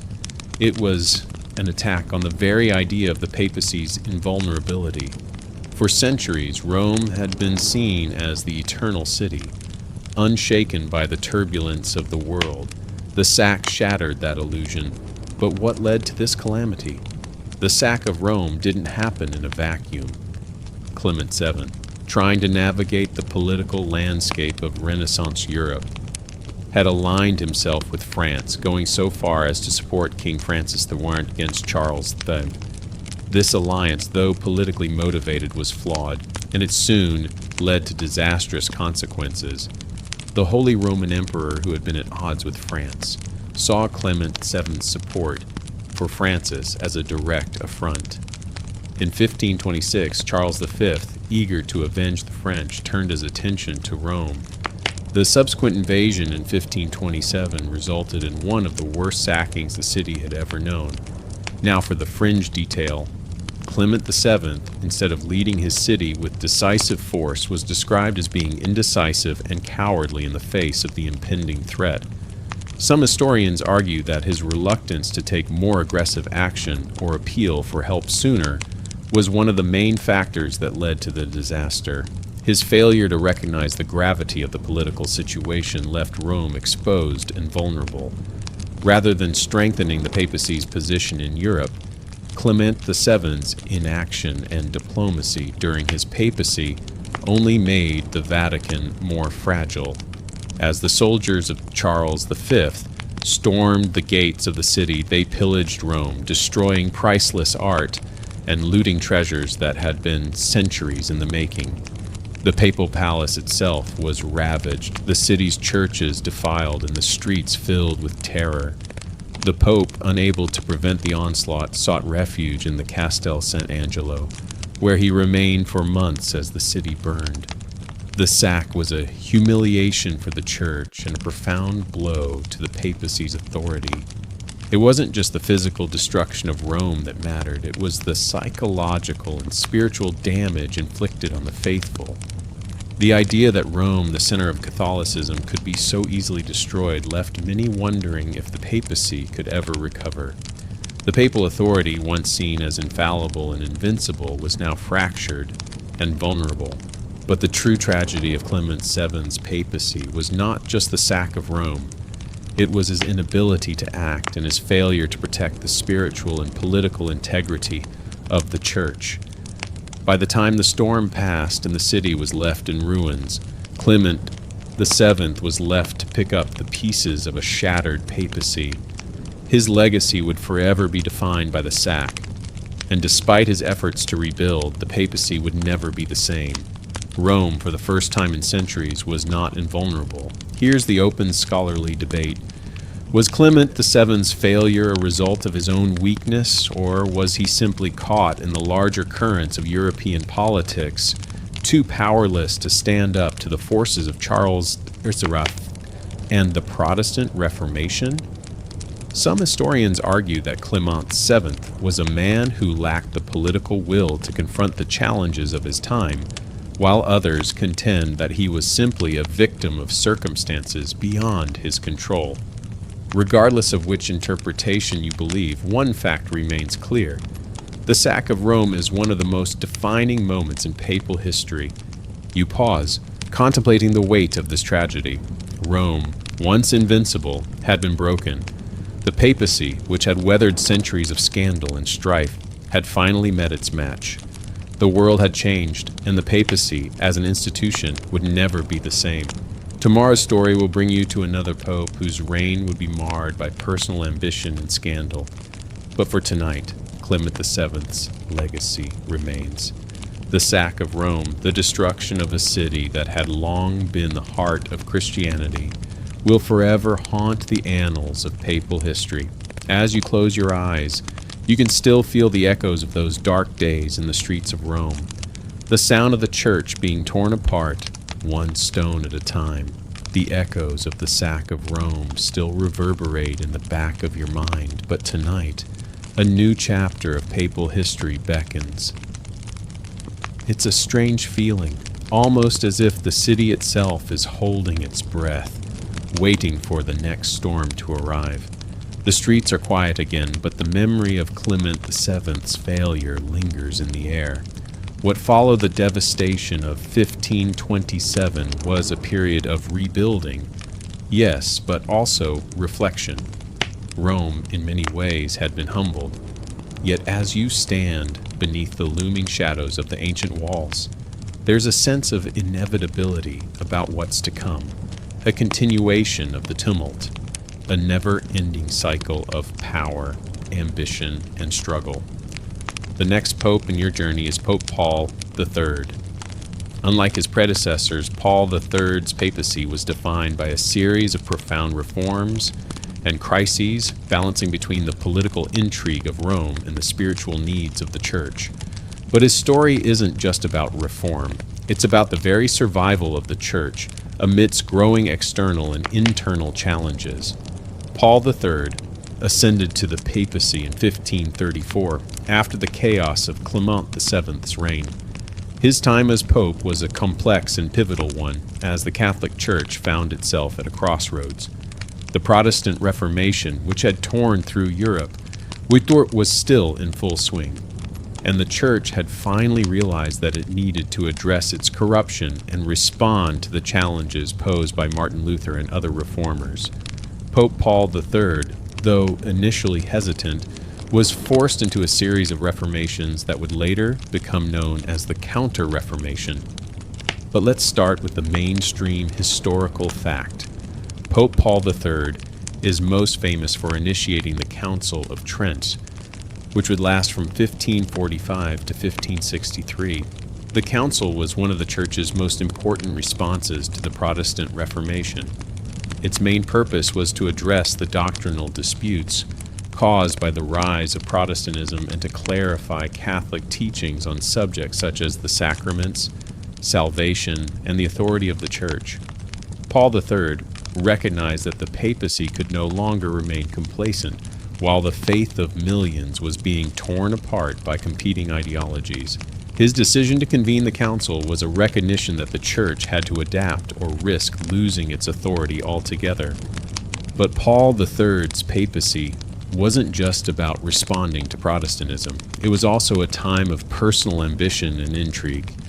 Born Alessandro Farnese into one of the most powerful families in Italy, Paul III knew how to play the game.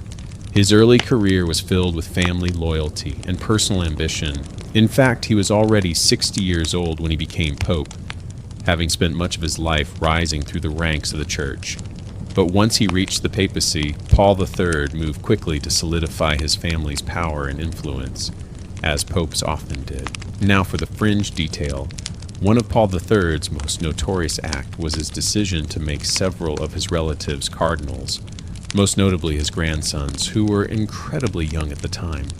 This act of nepotism was widely criticized, as it seemed to further reinforce the idea that the papacy was a political throne for wealthy families to exploit. Yet despite this, Paul III was also responsible for some of the most significant reforms within the Church, which has led historians to view him as a pope who, in some ways, balanced between moral compromise and genuine efforts for renewal. Here's the open scholarly debate.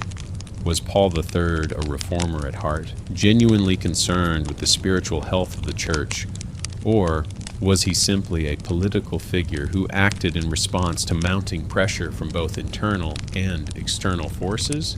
Some scholars argue that Paul III's reform efforts were merely a way to restore the Church's authority and curb the influence of the Protestants, while others claim that his actions were motivated by a genuine desire to correct the Church's deep-seated issues of corruption and excess. It's a question that still remains hotly debated. Despite the initial corruption in his papacy, Paul III's legacy would later be shaped by the reforms he put into place. The Council of Trent became a cornerstone of Catholicism for the next few centuries.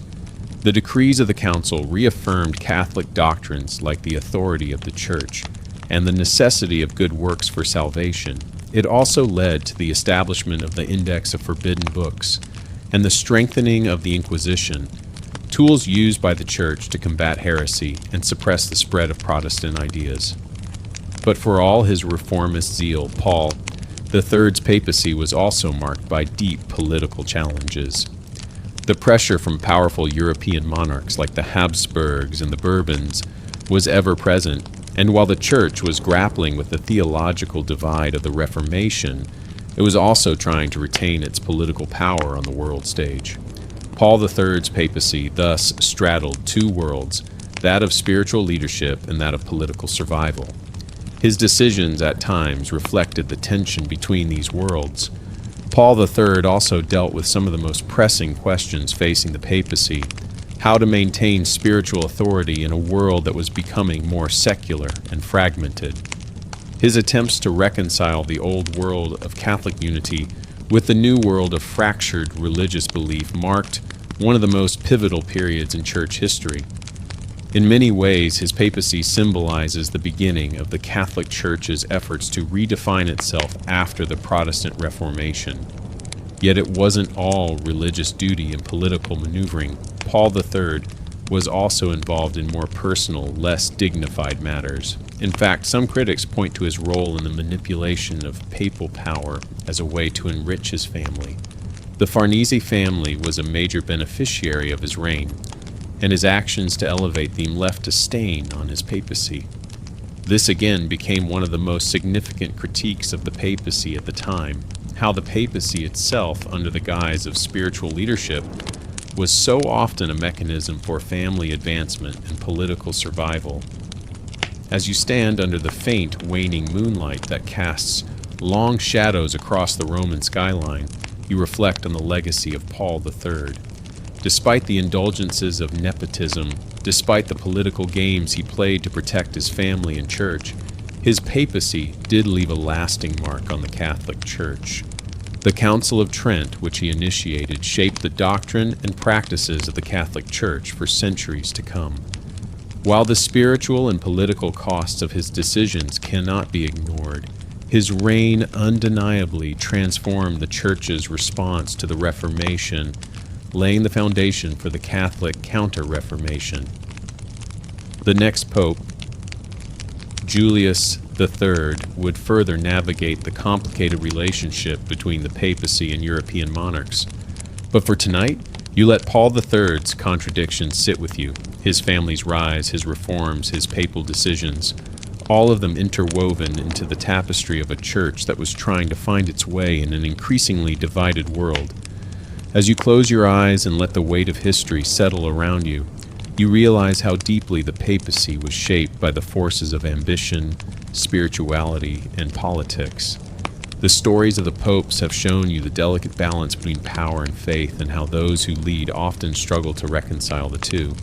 For now, let the fading glow of the papacy's past lull you into sleep, knowing that tomorrow holds yet another chapter in this long, complex tale. The air in Rome is different tonight. It's thicker, heavy with the history that still lingers like dust on the wind, swirling around ancient monuments and crumbling ruins. In the distance, you can see the faintest glow of the Vatican, still standing, still powerful, but also forever marked by the tumultuous history of its rulers. Tonight, you're stepping into the world of one of the most controversial popes to ever sit on the throne of St. Peter, Pope Pius IX. Pius IX's papacy, which lasted from 1846 to 1878, spanned over 3 decades, longer than any other pope in history. He was a pope who would define the Church's relationship with the modern world, not always for the better, and whose reign would end with the virtual collapse of the Papal States. While the popes before him had fought for political control, Pius IX's papacy would see the papacy lose its most significant secular power. Born Giovanni Maria Mastai Ferretti in 1792, Pius IX ascended to the papacy in 1846 at the relatively young age of 54. Unlike many of the previous popes, Pius IX started with great promise. He was seen as a reformer, someone who might bring a breath of fresh air to the Vatican, a pope who could modernize the Church and engage with the forces of change that were sweeping across Europe in the 19th century. At the beginning of his papacy, Pius IX appeared to be a man of progressive tendencies. His early years were marked by a number of reforms. He gave amnesty to political prisoners, relaxed censorship, and introduced a number of modernizing policies that seemed to align with the ideals of the growing movements for democracy and freedom sweeping through Europe. His early reforms earned him the reputation of a liberal pope, a pope who might steer the Church toward engagement with the modern world. But what happened next was one of the most dramatic shifts in papal history. The year 1848 was a turning point for Europe and for Pius IX.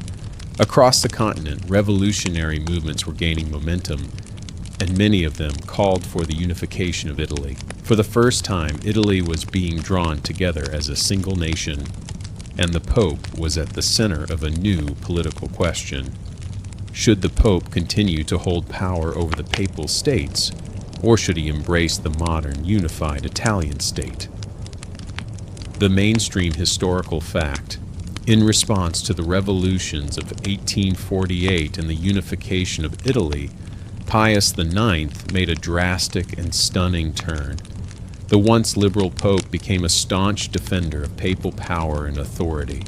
His initial sympathy for the demands for reform evaporated as he became more fearful of losing his political control. This shift was crystallized in his opposition to Italian unification, which was driven by the nationalist movement led by figures like Giuseppe Garibaldi and Count Cavour. Pius IX, who had once seen himself as a reformer, now saw his own political power as something that needed to be defended at all costs. One of the most significant events in Pius IX's papacy was the Syllabus of Errors in 1864, a document in which he condemned a wide range of modern ideas, including liberalism, nationalism, and the separation of church and state. The syllabus was a sharp repudiation of the ideas of the Enlightenment and the secular movements that had been gaining strength throughout Europe.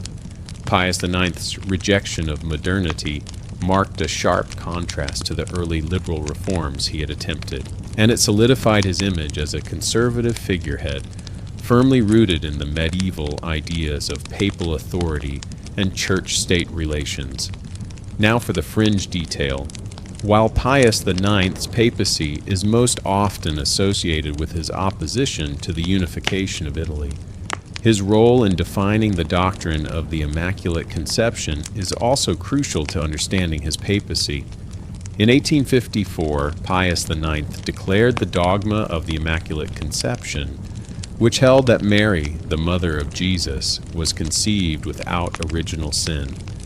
This dogma was one of the most significant theological pronouncements of the 19th century and further solidified the Pope's authority as the ultimate arbiter of doctrine.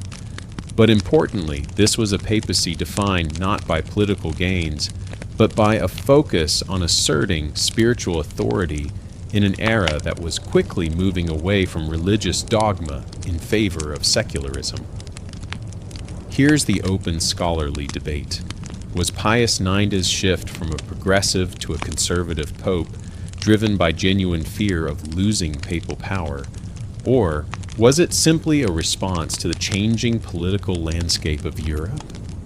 Some historians argue that Pius IX was a man who deeply believed in the divine right of papal rule, and his rejection of Italian unification was an effort to preserve the Church's centuries-old authority. Others suggest that Pius IX's retreat into conservatism was a reaction to the pressures of modernity, a defensive move by a pope who feared the loss of influence not only over Italy, but over the hearts and minds of Catholics worldwide. Pius IX's papacy came to an end in 1878, and with it came the effective loss of the Papal States. The Kingdom of Italy had succeeded in uniting much of Italy, and the Pope's temporal power was reduced to the small territory of Vatican City, a status that remains to this day. The Lateran Treaty of 1929 would later establish Vatican City as an independent state, but it wasn't until decades after Pius IX's death that the papacy was able to regain a small measure of political autonomy. You stand there in the streets of Rome, feeling the weight of Pius IX's reign. His papacy, though marked by his refusal to adapt to the modern world, also left a legacy of doctrinal importance. The dogma of the Immaculate Conception and his attempts to define the role of the papacy in a rapidly changing world would continue to shape the Catholic Church's relationship with both its followers and the secular world for generations. His refusal to accept the inevitable political changes of Italy may have isolated the papacy, but it also solidified his place as one of the most influential conservative popes in history. Tomorrow's Pope, Pius X, would take a different approach, focusing more on spiritual matters than political ones. But for now, Pius IX's story reminds you of the complex balancing act that popes have always had to play between spiritual leadership and temporal power, between staying rooted in tradition and adapting to the pressures of a changing world. As you close your eyes and drift off to sleep, you wonder what the next chapter will bring. Each pope's reign is a piece of the puzzle that makes up the larger, often messy, history of the papacy.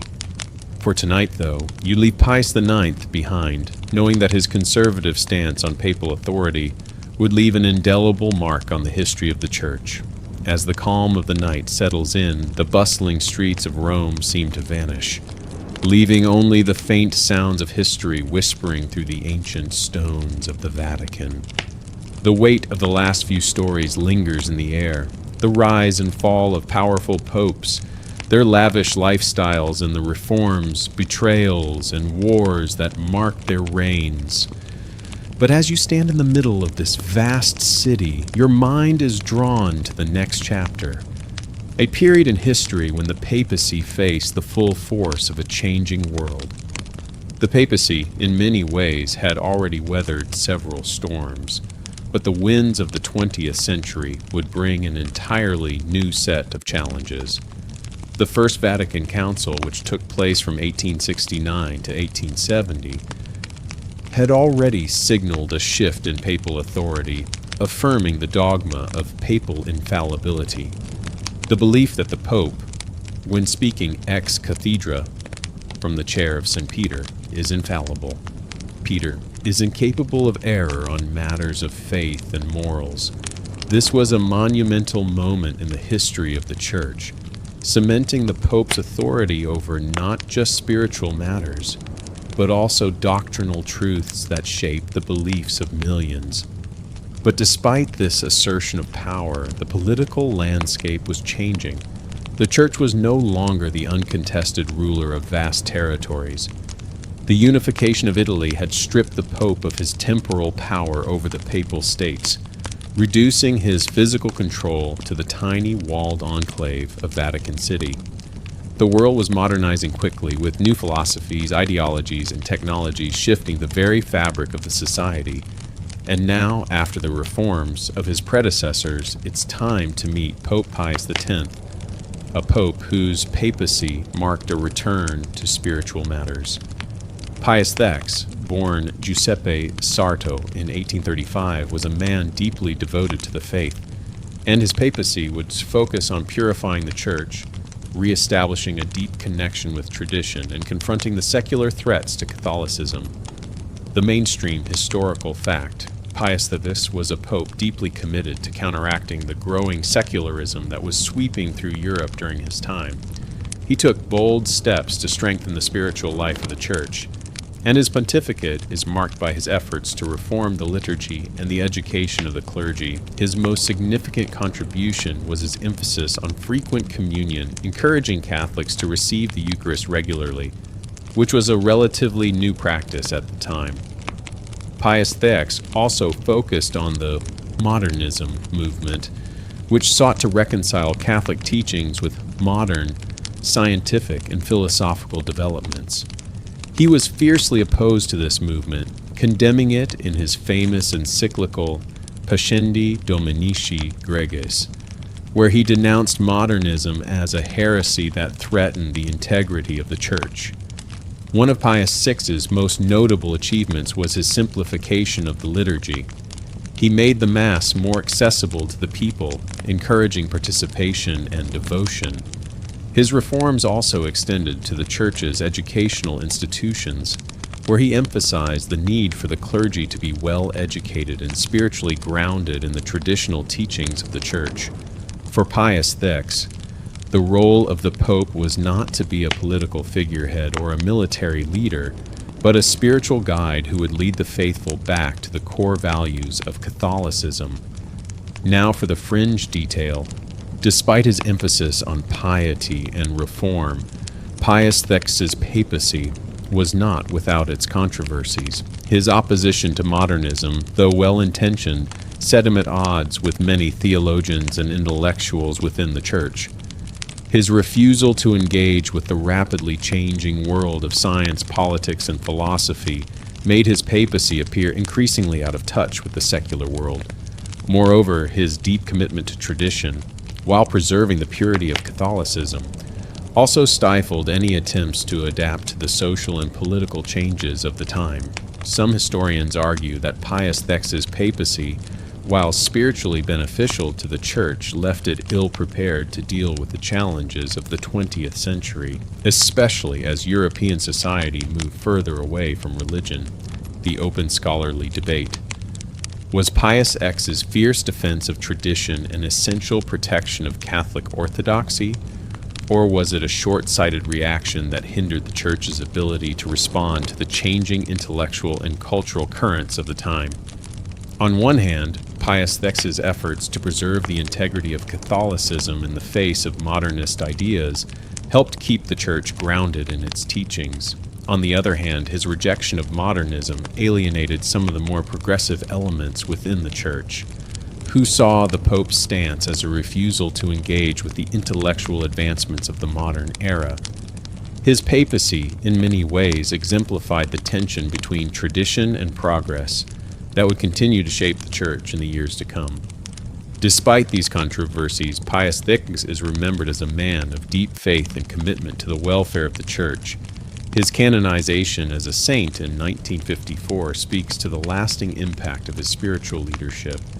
He's often praised for his personal holiness, his efforts to improve the moral and spiritual life of the clergy, and his profound influence on the devotional practices of Catholics around the world.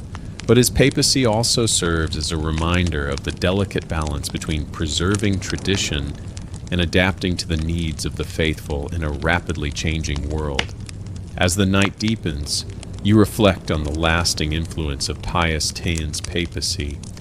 His reign marked a return to the spiritual heart of the Church, a time when the Pope's role was focused less on politics and more on guiding the faithful through a tumultuous world. But even as the Church sought to preserve its traditions, the world around it continued to change, and future popes would be forced to confront the challenges of a new era, an era that would demand more engagement with the modern world, even as the foundations of Catholicism remained unchanged. Tomorrow's story will bring you to another pope, one whose reign would leave a significant mark on the 20th century, Pope Benedict XV. His papacy was defined by the tumult of World War I, and his efforts to bring peace to a shattered Europe would challenge the Church in ways that few could have predicted. But for tonight, you close your eyes, letting the legacy of Pius X's papacy rest in your thoughts. His commitment to preserving the spiritual heart of the Church, even in the face of modern challenges, remains one of the defining characteristics of his reign. The world outside is dark, but in the recesses of your mind, the weight of history presses down upon you. You're on the brink of the 20th century now, and the papacy has reached a crossroads. The world is changing at a pace that would have been unimaginable even a few generations ago. The Vatican, once the most powerful spiritual and temporal institution in the world, is now navigating the complexities of a new era, one marked by global wars, ideologies, and a rapidly evolving society. Tonight you meet Pope Benedict XV, a man whose papacy was defined by one of the most horrific conflicts in human history, World War I. His reign was marked by profound challenges, both for the Church and for the world. Benedict XV, born Giacomo della Chiesa in 1854, became Pope in 1914, just as the First World War was beginning to engulf Europe. As Pope, Benedict faced the difficult task of trying to navigate the Vatican's role in a world torn apart by war. Benedict XV's papacy stands in stark contrast to that of his predecessors. While popes like Leo X and Pius IX had been concerned with maintaining the political power of the papacy, Benedict XV focused on the spiritual and moral crises caused by the war. His reign is often seen as one of humility and restraint, as he sought to maintain neutrality during a time when much of Europe was consumed by nationalistic fervor and bitter conflict. The mainstream historical fact, Benedict XV's most notable achievement was his tireless efforts to promote peace during World War I. From the very beginning of the war, Benedict called for a peaceful resolution, urging the combatant nations to lay down their arms and seek dialogue. His efforts, however, were largely ignored by the warring powers, who saw the Pope's calls for peace as irrelevant to their national interests. Nevertheless, Benedict XV continued to press for peace, calling for a peace without victory that would avoid the bitter consequences of a destructive and vindictive peace treaty. Despite his efforts, the war raged on, and the Pope was left in the difficult position of trying to offer comfort to a shattered world while maintaining the Church's neutrality. But it wasn't just Benedict's calls for peace that marked his papacy. The war itself had a profound impact on the Church, both spiritually and financially. The Vatican was caught in a delicate balancing act, trying to maintain its moral authority while avoiding involvement in the political and military aspects of the conflict. Benedict XV had to manage the tensions between national churches, many of which had become deeply involved in the war effort, and the universal teachings of the Church. The Vatican also had to grapple with the suffering of millions, many of whom were left destitute by the war. As Pope, Benedict focused on humanitarian efforts, sending aid to the victims of the war and offering comfort to the families of soldiers who had died on the front lines. Now for the fringe detail, Benedict XV's call for peace came at a time when many in Europe saw war as a necessary evil, a way to assert national pride and strength. His efforts to promote peace were seen by some as naive, and by others as a desperate attempt to restore the Church's influence in a world that was rapidly moving away from religious authority. Some critics even claimed that the Pope's neutrality and his unwillingness to take sides in the conflict made him appear weak or irrelevant.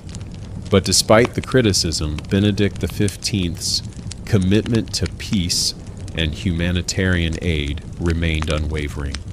Here's the open scholarly debate. Was Benedict XV's neutrality during the war an act of moral courage, or was it a failure to confront the political realities of the time? Some historians argue that Benedict's insistence on neutrality was a reflection of his moral conviction that the Church should not become entangled in political conflicts. Others contend that his inability to take a stronger stance against the warring powers or to use the Church's influence to sway the course of the war was a missed opportunity. Was the Pope's neutral stance a wise choice, or was it an example of the Church failing to rise to the moment? The answer remains elusive, but what is clear is that Benedict XV's papacy was marked by a profound moral struggle in the face of one of the most devastating wars in history. Benedict XV's papacy wasn't just defined by his efforts to promote peace, it was also marked by his struggle to protect the Church in the wake of war. In 1917, as the war dragged on, the Bolshevik Revolution in Russia toppled the Russian Empire and led to the establishment of a communist regime. The rise of communism presented a new challenge to the Catholic Church, which had long opposed communist ideology. Benedict XV, concerned about the spread of communism, issued a series of statements denouncing the rise of Bolshevism and its threat to the Church's teachings. But even as he sought to protect the Church from the growing tide of communism, Benedict XV remained focused on the spiritual needs of the faithful. His papacy is often seen as a time of deep introspection for the Church, as it sought to navigate the challenges of the modern world. While the Church was still powerful, it was clear that the old structures of authority were beginning to erode, and Benedict's efforts to maintain the Church's relevance in this changing world were met with mixed success. As you reflect on Benedict XV's papacy, you begin to see the deep complexity of his reign. He was a pope caught in the midst of world-changing events, a man who faced the moral and spiritual crises of his time with a sense of humility and restraint. His papacy, though marked by his efforts to promote peace, also highlighted the growing divide between the Church and the rapidly changing world. Benedict XV's efforts to maintain the moral authority of the Church during a time of upheaval were admirable, but they also served as a reminder that the papacy, like all institutions, is subject to the forces of history. As you look out over the Roman skyline, you realize that the story of the papacy is far from over. The challenges faced by Benedict XV would set the stage for future popes to navigate the complexities of a world that was increasingly secular, fragmented, and hostile to the traditional teachings of the Church. Tomorrow you'll face another pope, one whose papacy marked the beginning of a new era for the Church. But for tonight, you close your eyes, knowing that the legacy of Pope Benedict XV remains a testament to the Church's struggle to remain relevant in a world that seemed to be leaving it behind.